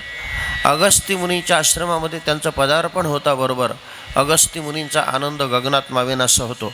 मग अगस्ती मुनींची पत्नी, तिचं नाव लोपामुद्रा, ही समोर येते. जसं अनसूया मातेनं सीता मातेचं स्वागत केलं तशाच पद्धतीनं स्वागत करते. सीता माता नम्रतेनं लोपामुद्रेचं दर्शन घेतात. अनसूया मातेनं जसं छातीशी लावलं तशी लोपामुद्रा माताही सीता मातेला छातीशी कवटाळते, पाठीवरून डोक्यावरून हात फिरवते आणि तिलाही ते दिव्य आशीर्वाद देते. सुंदर अशा प्रकारचं त्यांना आपल्या आश्रमात नेत आहेत. मग अगस्ती मुनींचं भगवान प्रभू रामचंद्र, लक्ष्मणजी, सीता माता यांनी दर्शन घेतल्यानंतर अगस्ती मुनीस्तुद्य मनोमनी असे आनंदित होतात की ज्या देवाच्या प्राप्तीसाठी यज्ञयाग करायचा असतो, ज्या देवाच्या प्राप्तीसाठी जपजाप्य करायचं असतं, ज्या देवाच्या प्राप्तीसाठी ध्यानधारणा करायची असते, तो परमात्मा स्वतः मला भेटण्यासाठी आला आहे. काय माझ्या जन्माचं भाग्य असेल. म्हणून अगस्ती मुनीसुद्धा आनंदित होतात. आणि मग बसल्यानंतर भगवान प्रभू रामचंद्र अगस्ती मुनींना एक महत्त्वाचा प्रश्न विचारत आहेत की ऋषीवर्य, आपला आश्रम फार रमणीय आहे, दंडकारण्यात आहे, परंतु माझ्या मनात एक शंका अशी आहे की या दंडकारण्याला दंडकारण्य नाव का पडलं. दंडकारण्याची जी परिसीमा आहे ती कुठून कुठपर्यंत आहे. कृपा करून त्याचं मार्गदर्शन मला करा. आता तुम्ही आपण दंडकारण्यात बसलेलो आहोत. कारण दंडकारण्याला नाथ महाराजांनी धन्यता दिलेली आहे. जेथ लागले श्रीराम चरण, तो पावन देश दंडकारण्य. या दंडकारण्यामध्ये भगवान प्रभू रामचंद्रांचा चरणस्पर्श झालेला आहे. म्हणून हा देश अतिशय पवित्र आहे. परंतु प्रभू रामचंद्रांचे चरणस्पर्श होण्या अगोदर या दंडकारण्याची परिस्थिती कशी होती ती थोडीशी लक्षात घ्या. आता अगस्ती मुनींचा आश्रम कुठे आहे बहुतेक तुम्ही बघितलेला असेल असं मला वाटतं. आपल्या सर्वांची भावना आहे, आपले पूर्वज सांगत आलेत आणि त्यांच्या मुखातून आपण श्रवण केलं आहे की अगस्ती मुनींचा आश्रम आपण मनमाडवरून पुण्याकडे जात असताना पहिलं जे अंकाईकीला स्टेशन लागतं तिथून अशी उंच टेकडी आहे, त्या टेकडीवर अगस्ती मुनींचा आश्रम आहे असं आपल्या पूर्वजांनी आजपर्यंत आपल्याला सांगत आले. आणि आजही तो प्रदेश किती रमणीय आहे तिथं गेल्यानंतर लक्षात येईल. त्या पर्वताच्या पायथ्याला जरी फिरलात तर आपण प्रत्यक्ष ब्रह्मगिरीच्या पायथ्याला फिरत आहोत अशी भावना होते, अशी भावना होते. आता या दंडकारण्याला दंडकारण्य नाव का पडलं, अगस्ती मुनी त्याचा इतिहास सांगतायत. आता माझ्या शब्दात सांगण्यापेक्षा नाथनाथ महाराजांच्या शब्दात सांगायला काही हरकत नाही. भगवान प्रभू रामचंद्र काय बोलतायत पहा. चांगला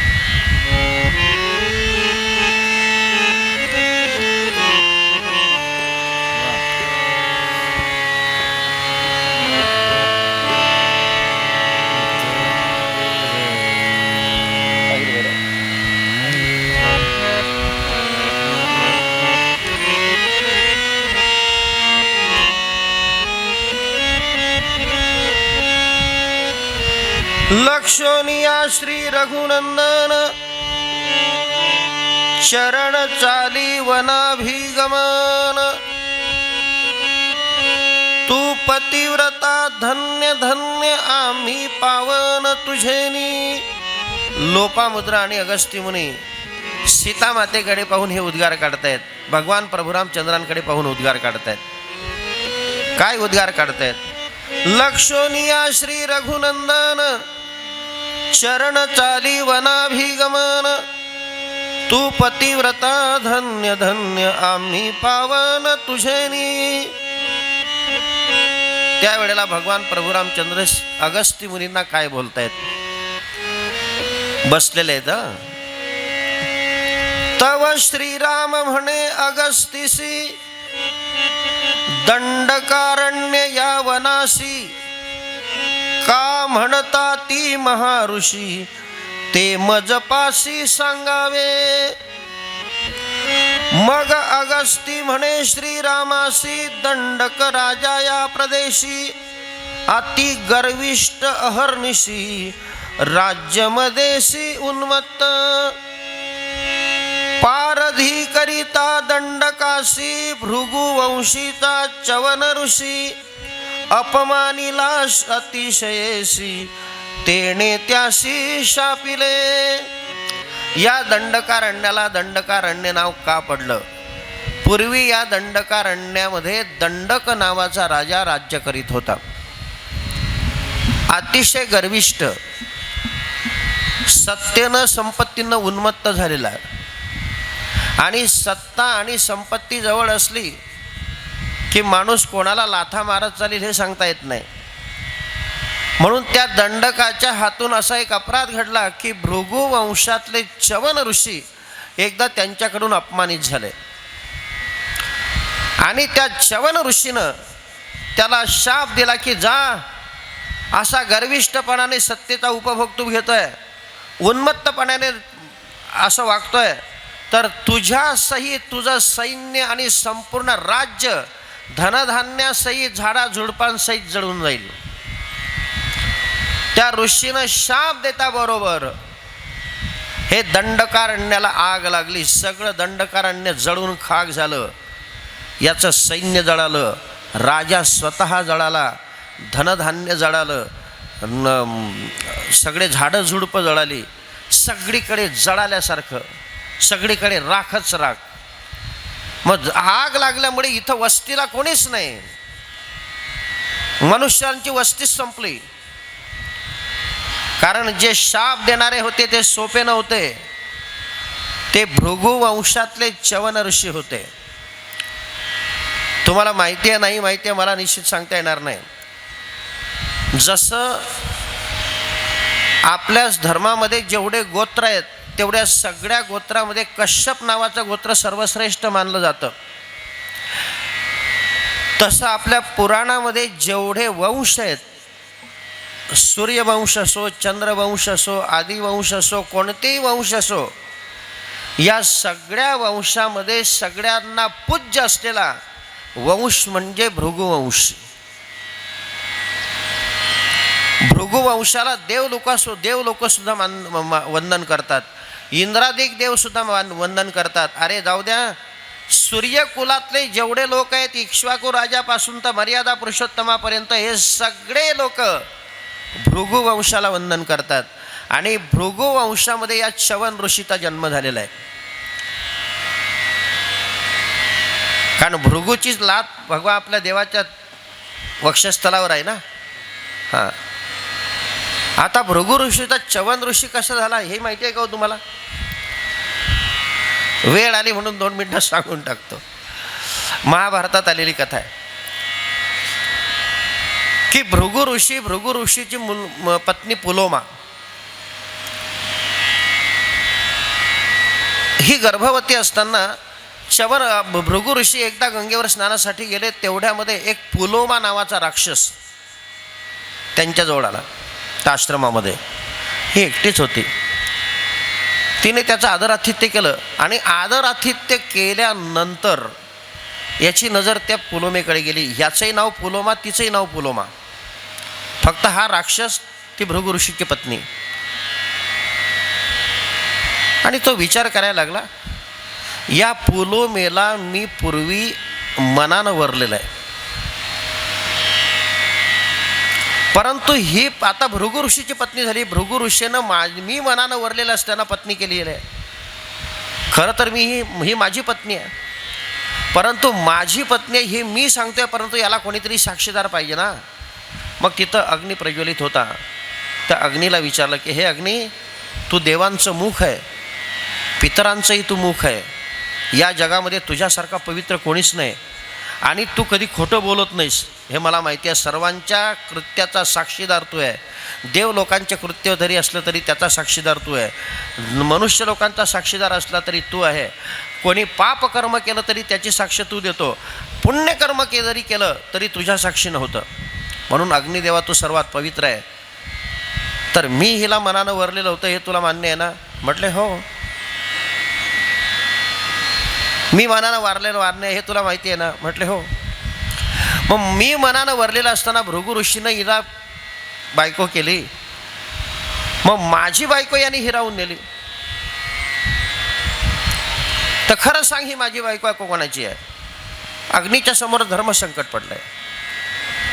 आपण जर समजा याला म्हणावं की तुझी बायको आहे, तर भृगु ऋषी आपल्याला शाप देतील. आणि भृगु ऋषीला आपण जर म्हटलं की भृगु ऋषीची पत्नी आहे, तर हा आपल्याला जर्जर करेल, पण खोटंही बोलता येणार नाही. मग त्यावेळेला अग्नीने सांगितलं की हे बघ, तू जरी मनानं वरलेली असली तरी तू विधिवत हिचं प्राणीग्रहण केलेलं नव्हतं, विधी मार्गानं हिचा स्वीकार केलेला नव्हता. हिच्या बापानं त्या भृगु ऋषीला काहीतरी त्याच्यापासून प्राप्ती असेल म्हणून विधी मार्गानं त्याला दिले आणि त्याचा साक्षीदार मी आहे. मग असं म्हणत असताना त्या पुलोमा नावाच्या राक्षसानं त्या अग्नीच्या समोर त्या पुलोमेला उचललं आणि निघाला आकाशमार्गानं. आकाशमार्गानं जात असताना एकदम अशा विजांचा कडकडाट झाला आणि त्या कडकडाटामध्ये प्रकार असा झाला की हिच्या उदरात असलेला जो हा गर्भ आहे तो खाली पडला. तो गर्भ खाली पडता बरोबर सूर्यासारखं तेज, पुन्हा विजांचा कडकडाट झाला. तो विजांचा कडकडाट होता बरोबर हा पुलोमा नावाचा राक्षस जो आहे तो घाबरला आणि त्याला तिथं मृत्यू आला.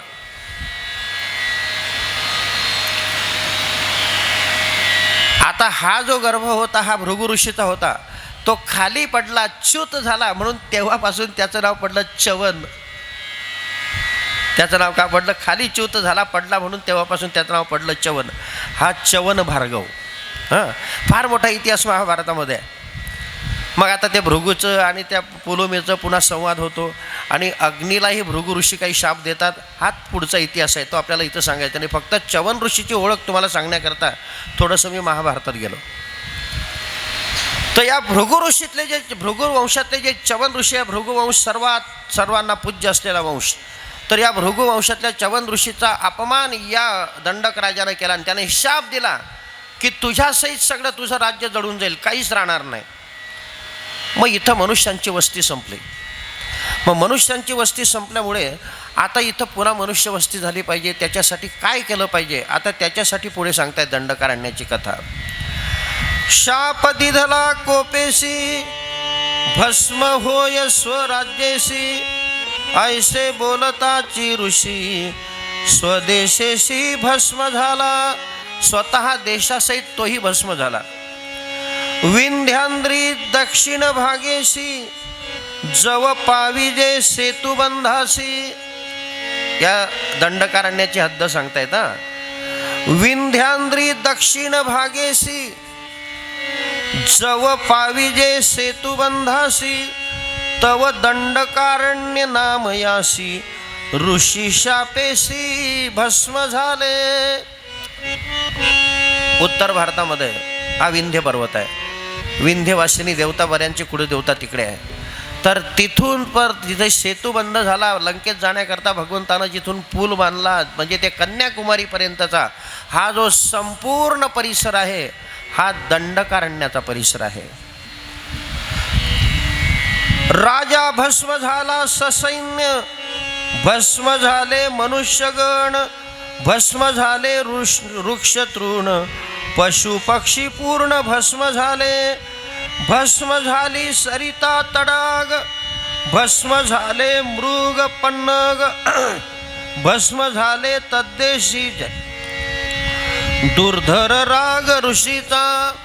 या जगतामध्ये त्याने शाप दिल्यामुळे सगळे भस्म झाले. झाडा झुडपाचे साप भस्म झाले, तृण भस्म झालं, पशुपक्षी भस्म झाले, काही कळेना.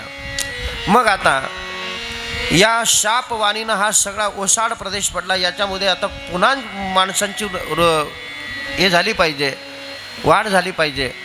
म्हणून काय करावं? त्या शापामुळे पाऊस पडेना.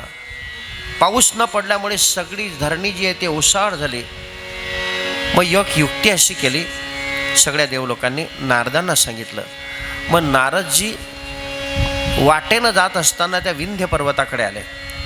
त्या विंध्य पर्वताजवळ आल्यानंतर त्या विंध्य पर्वताची मुक्तकंठानं स्तुती केली.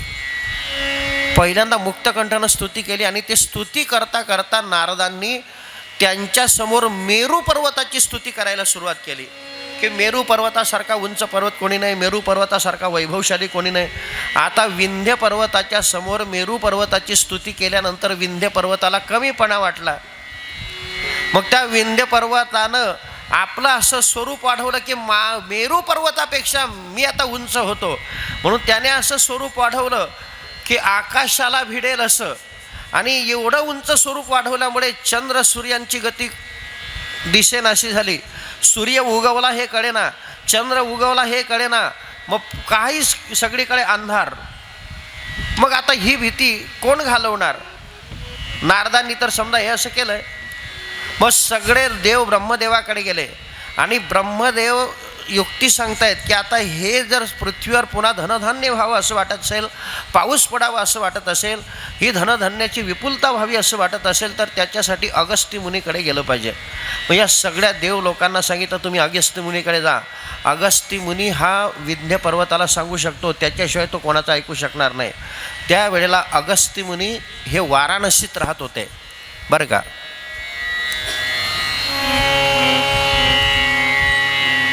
आली सियावर रामचंद्र भगवान की, पवन सुत हनुमान जी महाराज की.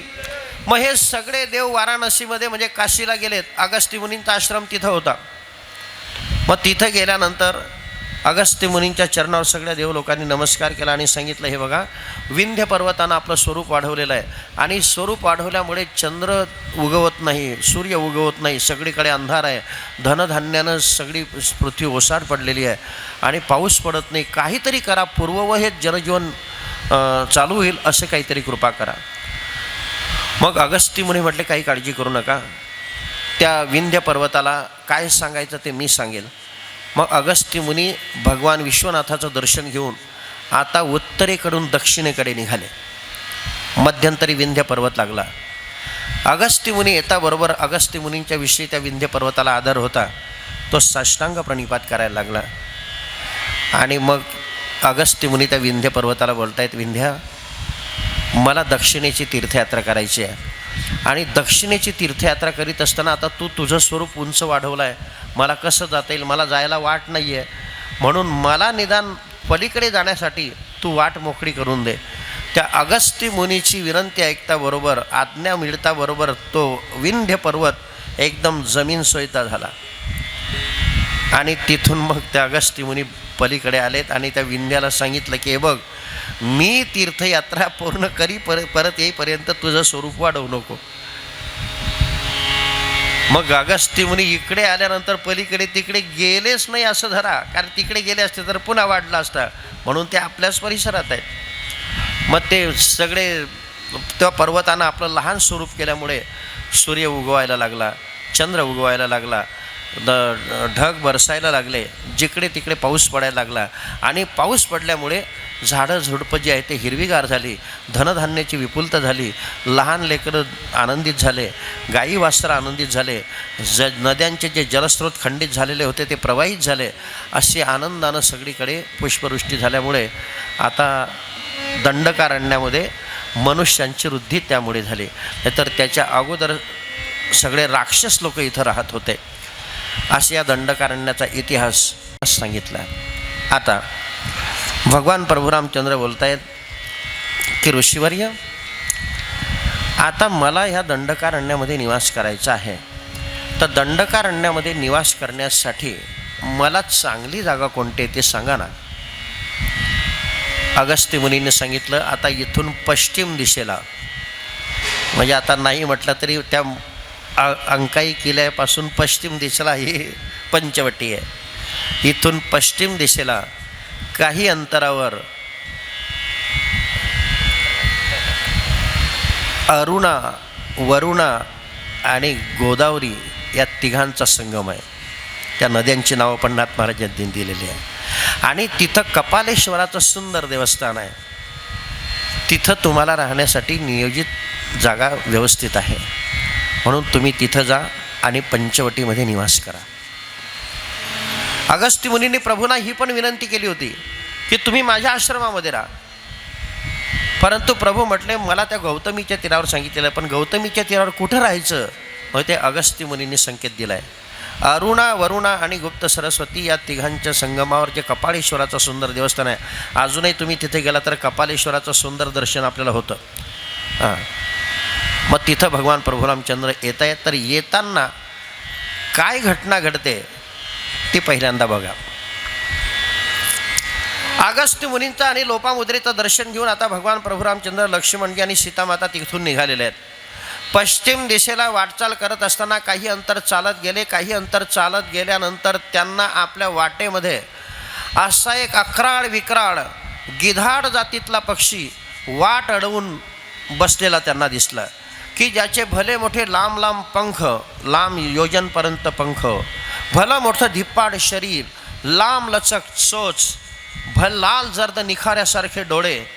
भगवान प्रभू रामचंद्रांना असं वाटलं की कोणीतरी राक्षस हा पक्षाच्या रूपात येऊन आपली वाट अडवून बसलेला असला पाहिजे. म्हणून प्रभू त्या पक्षाजवळ जात आहेत आणि बोलतायत, हे पक्षीराज, हा दशरथाचा नंदन राम तुला आवाहन करतोय, मला पलीकडे जायचंय, माझी वाट मोकळी कर, नाहीतर आम्ही सूर्यवंशात जन्माला आलेली लोक पहिल्यांदा धनुष्य उचलत नाही, आणि एकदा बाण सज्ज झाला की तो बाण आम्ही कधी परत घेत नाही. माझा बाण जर तुझ्या छातीत गेला तर तुला प्राणाला मुकावं लागेल. न जाणत तू कोणी पक्षाच्या रूपात आलेला एखादा राक्षस तर नसेल ना. राक्षस आणि राजा दशरथाचा नंदन हे दोन शब्द ऐकल्यानंतर तो पक्षीसुद्धा मनुष्यवाणीनं बोलायला लागला आणि हात जोडून प्रभूच्या समोर नम्रतेनं बोलतोय की प्रभू, मला तुम्ही राक्षस समजू नका, मी राक्षस नाही तर मी कश्यपाचा नातू आहे. हा कोण होता? ज्या पक्षाची मी गोष्ट तुम्हाला सांगतो, हा पक्षी कोण होता? हा गिधाड म्हणजे हा जटायू बरं का. कारण बऱ्याच लोकांच्या मनात संभ्रम असा आहे की ज्या वेळेला सीतामातेचं अपहरण रावणानं केलं त्याच वेळेला जटायू तिथं दिसला. तर नाही, नाथ महाराज सांगताय, जटायूच्या मार्गदर्शनानंच प्रभू रामचंद्र पंचवटीत गेले. आता तो जटायू आपला परिचय देतोय की प्रभू, तुम्ही राजा दशरथाचे नंदन आहात, मला तुम्ही राक्षस समजू नका, मी तुमचीच वाट पाहत इथं बसलेलो आहे. जरा शांततेनं ऐका, मी कश्यपाचा नातू आहे. कश्यपाचा नातू कसा हे नंतर सांगतोय, तुम्ही विचारणारच आहात म्हटलंय. परंतु मी राजा दशरथाचा मित्र आहे. नुसता मित्र नाही तर राजा दशरथानं मला भाऊ मानलेला आहे. प्रभू विचारात पडले, माझा बाप तर अयोध्येचा अधिपती आणि माझ्या बापाचा मित्र हा गिधाड पक्षी कसा होऊ शकतो? आणि पुन्हा बोलतोय की तुमच्या बापानं मला भाऊ मानलेला आहे. तेव्हा प्रभू बोलतायत की हे पक्षीराज, माझ्या बापाची आणि तुमची मैत्री कधी झाली? माझ्या बापानं तुम्हाला भाऊ कसं मानलं? कृपा करून ते पहिल्यांदाच सांगा.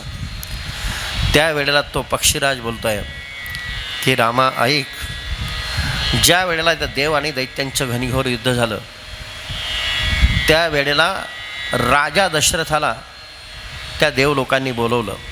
कारण सगळ्या दैत्यांनी देवलोकांना अपमानित केलं. त्या देवलोकांना ते राक्षस आटपत नव्हते, म्हणून राजा दशरथाला बोलवलं. एका बाजूला दैत्यांची सेना, एका बाजूला देवांची सेना. देवांच्या सेनेचा अधिपती राजा दशरथ आणि दैत्यांच्या सेनेचा अधिपती नमुची नावाचा राक्षस. हा नमुची राक्षस इतका पराक्रमी होता की त्याला कोणी पराभूत करू शकत नव्हतं त्रैलोक्यामध्ये. कारण त्याला असं एक वरदान होतं भगवान शंकरानं दिलेलं की जोपर्यंत तुझ्या डोक्यात मुकुट आहे तोपर्यंत इंद्रसुद्धा तुला पराभूत करू शकणार नाही. आणि हे वर्म फक्त मला माहिती होतं म्हटलंय. राजा दशरथाचं त्याचं घनघोर युद्ध झालं. सूर्योदयापासून सूर्यास्तापर्यंत राजा दशरथानं अनेक अमोघ बाण त्याच्यावर सोडले, परंतु तो आटपत नव्हता. म्हणून राजा दशरथाला मी त्यावेळेला मदत केली. मी भयंकर आकाशामध्ये उंच उडी घेतली आणि उंच उडी घेतल्यानंतर त्याच्या डोक्यावर असलेला जो मुकुट आहे, जे शिरस्त्राण होतं, ते माझ्या पंखानं खाली पाडलं झडप देऊन. खाली पडता बरोबर त्याची शक्ती क्षीण झाली आणि तो युद्धभूमीतून पळून जायला लागला. राजा दशरथाला मी संकेत करता बरोबर राजा दशरथानं आपला अमोघ बाण सज्ज केला आणि समोरून जाऊन त्या नमुचे नावाच्या राक्षसाला ठार केलं. हे मदत केल्यामुळे राजा दशरथानं मला मित्र मानला. नुसता मित्र मानला नाही, तर मला स्वतःचा भाऊ मानलाय. भगवान प्रभू रामचंद्रांना हे आवडलं. तेव्हापासून भगवान प्रभू रामचंद्र त्या जटायूला काका म्हणतायत. काका म्हणण्याचं हे कारण आहे राजा दशरथानं. मग आता भगवान प्रभू रामचंद्र बोलतायत की पक्षीराज काका, तुम्ही कश्यपाचे नातू सांगितलं, तर कश्यपाचे नातू कसे ते कृपा करून मला सांगा. म्हटले हे बघा, ज्याच्या लीलेनं ही संपूर्ण पृथ्वी तयार झाली तो कश्यप आहे.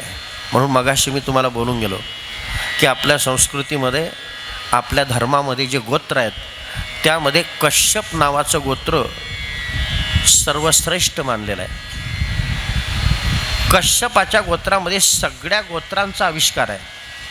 जसं हत्ती के पाव में सबके पाव, समुद्राचं स्नान केलं की सगळ्या तीर्थाचं स्नान झालं. का तीर्थे जे त्रिभुवनी ते घडती समुद्रावगाहानी, ना तरी अमृत रस साधुनी रस सकळ.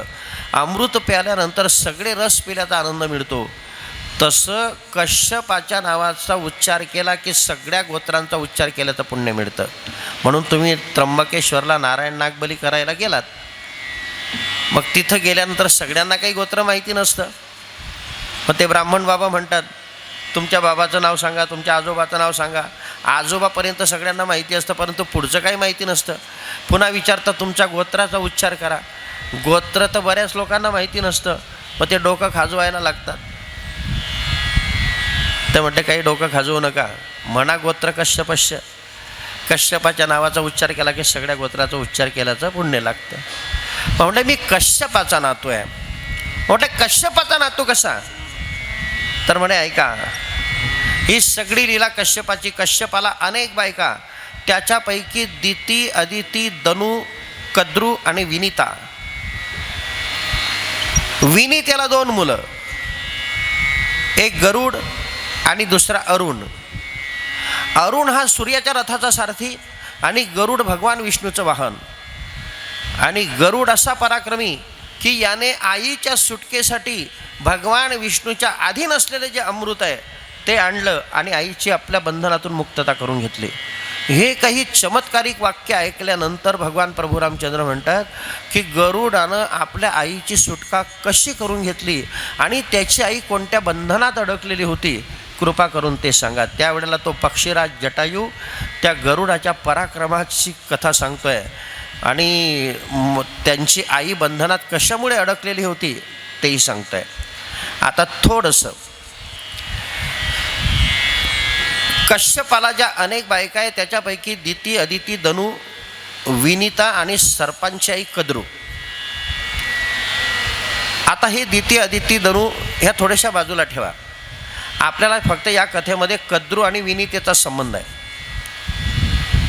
तर कद्रू आणि विनिता, कद्रू ही सर्पांची आई आणि विनिता ही गरुडाची आणि अरुणाची आई.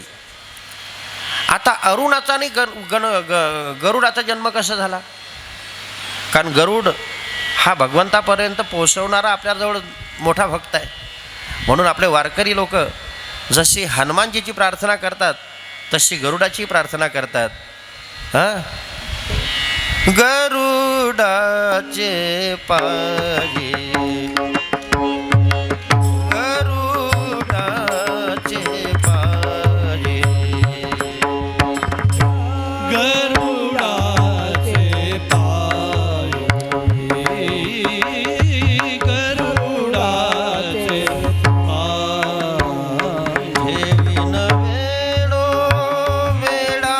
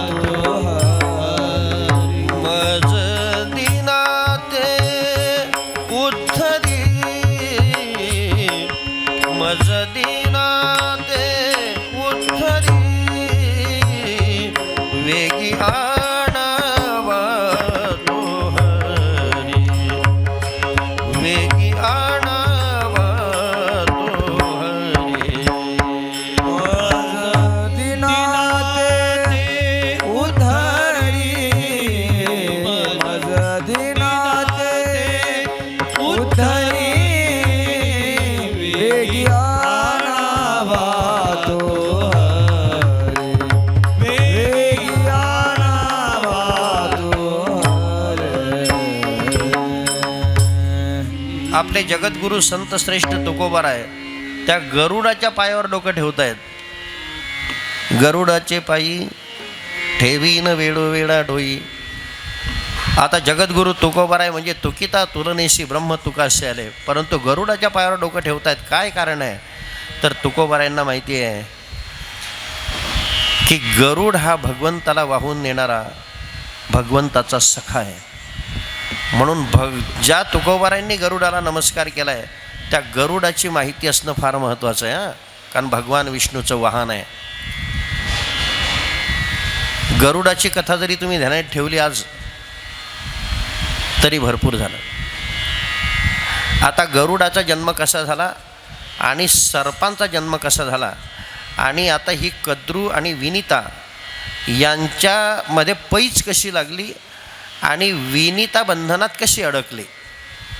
शांतते नाही का, झोपलेलं नाही ना कोणी. हां,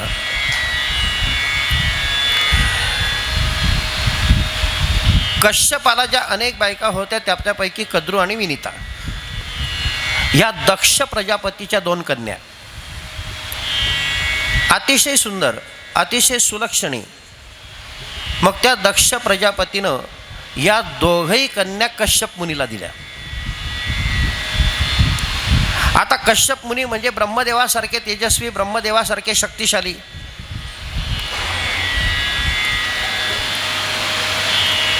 ते कश्यप मुनी त्या दोघही पत्न्यांवर प्रसन्न झाले आणि त्यांना सांगितलं की तुमची काय इच्छा आहे सांगा, काय वर मागायचे ते सांगा. त्यावेळेला कद्रू आणि विनिता आपल्या नवऱ्याजवळ काय वर मागतायत. कारण दोघांच्या नवऱ्यांना दोघी सख्य बहिणी आहे. दोघी सख्या बहिणी, दोघांचा बाप एक, परंतु त्या सौती कशा होतात आणि एकमेकाच्या वैरिणी कशा बनतात त्याचं हे सुंदर उदाहरण आहे.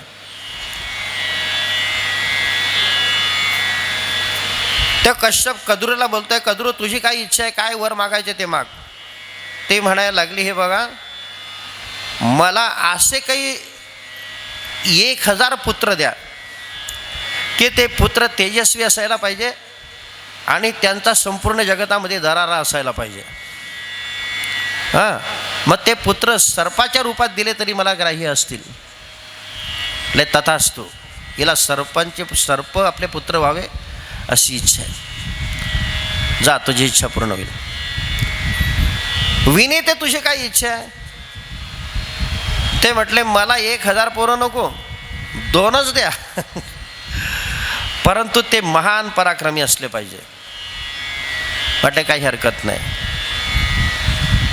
मग कश्यप मुनीनं त्यांना सांगितलं की तुमच्या इच्छा पूर्ण होतील.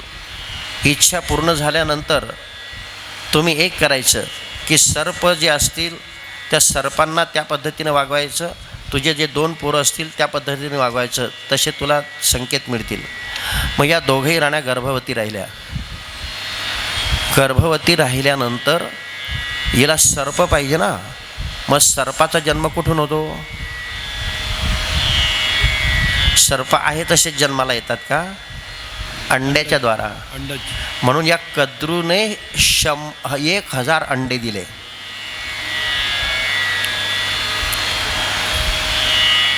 आणि त्याच वेळेला विनीतेनंही 2 अंडे दिले.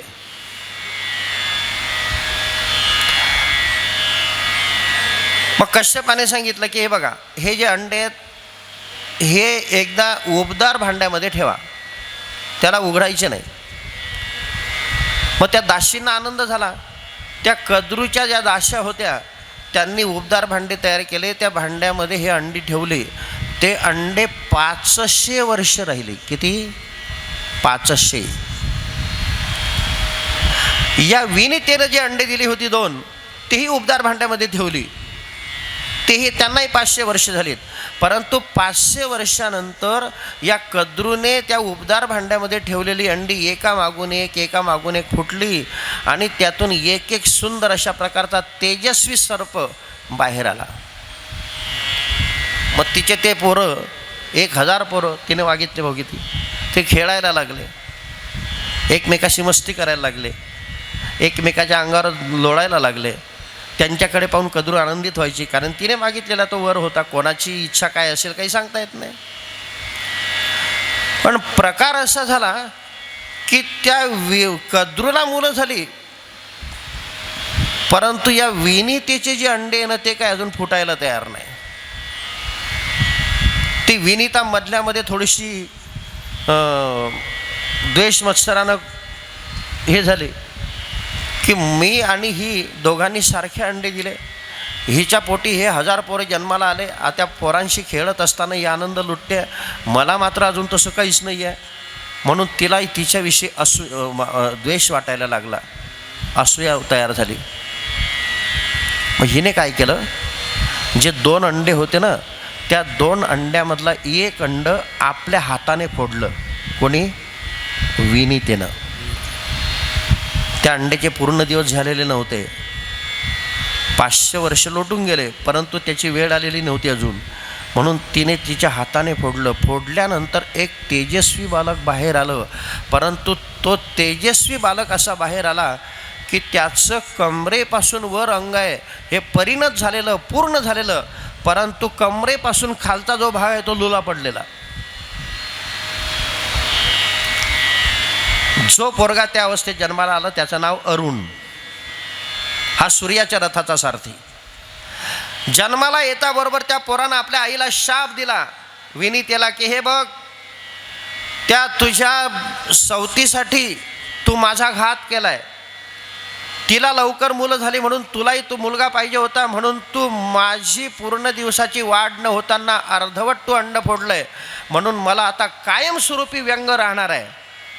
मी तुला शाप देतो, तू जरी माझी आई असली परंतु अर्धवट तू मला जन्म दिलाय ना, अर्धवट तू माझं ते अंड फोडलाय ना, तर तू जिचा द्वेष केला तिच्या 500 वर्ष बंधनात राहशील.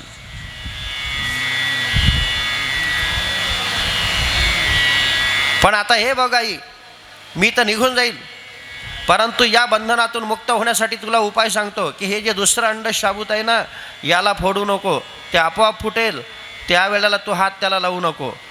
या अंड्यातून जो मुलगा जन्माला येईल तो तुझी या 500 वर्षाच्या बंधनातून मुक्ती करेल. म्हणून ध्यानात ठेवा, गर्भाची पूर्ण वाढ झाल्याशिवाय विनाकारण सिझर करू नका. हे दृष्टांत सांगतायत आपल्याला, नाहीतर कुठेतरी व्यंग राहील. हे लहान लहान लेकरं असे अडाणी आणि असे शक्तिहीन का बनतायत याचं मूळ कारण हे एक आहे. आईनं तसं जन्म देता बरोबर ते अपंग अवस्थेत असलेला जो मुलगा आहे तो जसा निघाला तसा सूर्यलोकाला गेला. सूर्यलोकाला गेल्यानंतर सकाळच्या वेळेला महाभारत असं सांगताय की सकाळच्या वेळेला सूर्योदयाच्या अगोदर जे तांबडं फुटलेलं असतं ते अरुणाचं स्वरूप आहे. मग हा सूर्य त्याच्या रथाचा सारथी अरुण बनला आणि काही दिवस पूर्ण झाल्यानंतर ते अंड आपोआप फुटलं. त्याच्यातून हा महान पराक्रमी हा गरुड पक्षीराज जन्माला आला. मग या पक्षाचा इतिहास तो जटायू सांगतोय की या गरुडाला 2 मुलं, एक संपाती आणि त्याचा भाऊ मी जटायू. म्हणून मला तुम्ही राक्षस समजू नका, मी कश्यपाचा नातू आहे,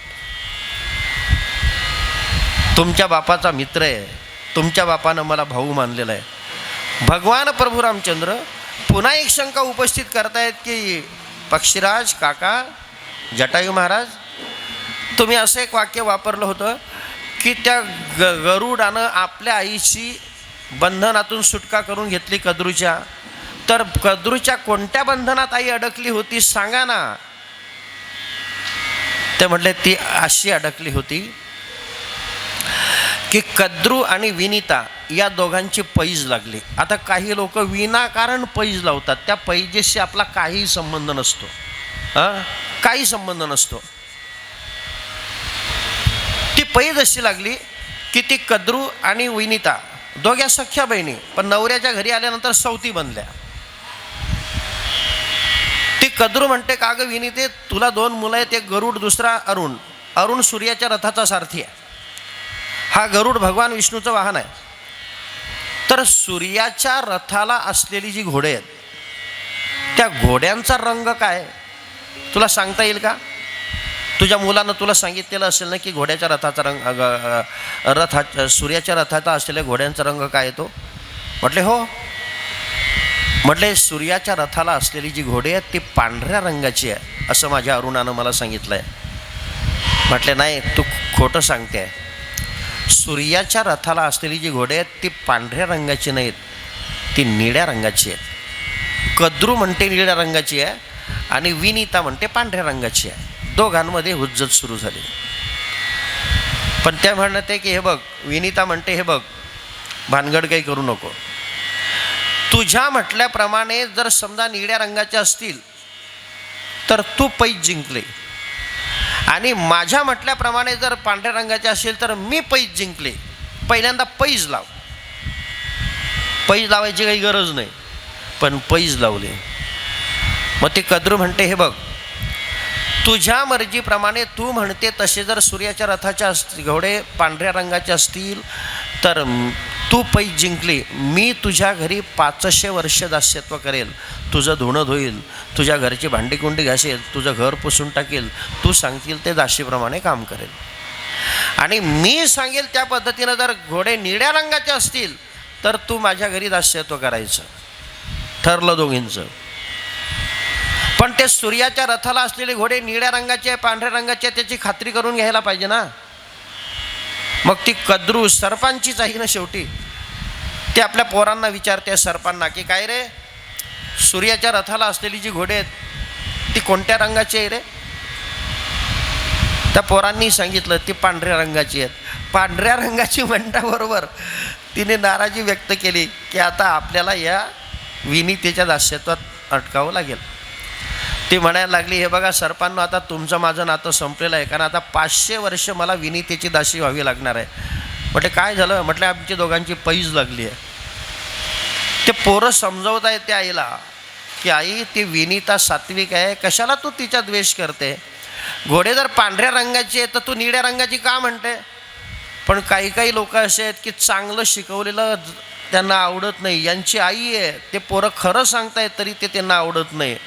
ती म्हणायला लागली, मला ब्रह्मज्ञान सांगायचं नाही. जर समजा माझ्या म्हटल्याप्रमाणे तुम्ही जर नाही ऐकलं, तुम्हाला जरी मी जन्म दिलेला असला तरी तुम्हाला जाळून भस्मसात करून टाकेल. ती पोरं घाबरली. मग ते म्हणायला लागले काय करायचं? म्हटलं काहीच नाही, मी सांगते तसं करा. सूर्याच्या रथाची जी घोडे आहे ती पांढऱ्या रंगाची न दिसता निळ्या रंगाची दिसायला पाहिजे, असं काहीतरी करा. ते म्हणते ते कसे दिसतील? म्हटलं हे बघा, सूर्यलोकाला जा.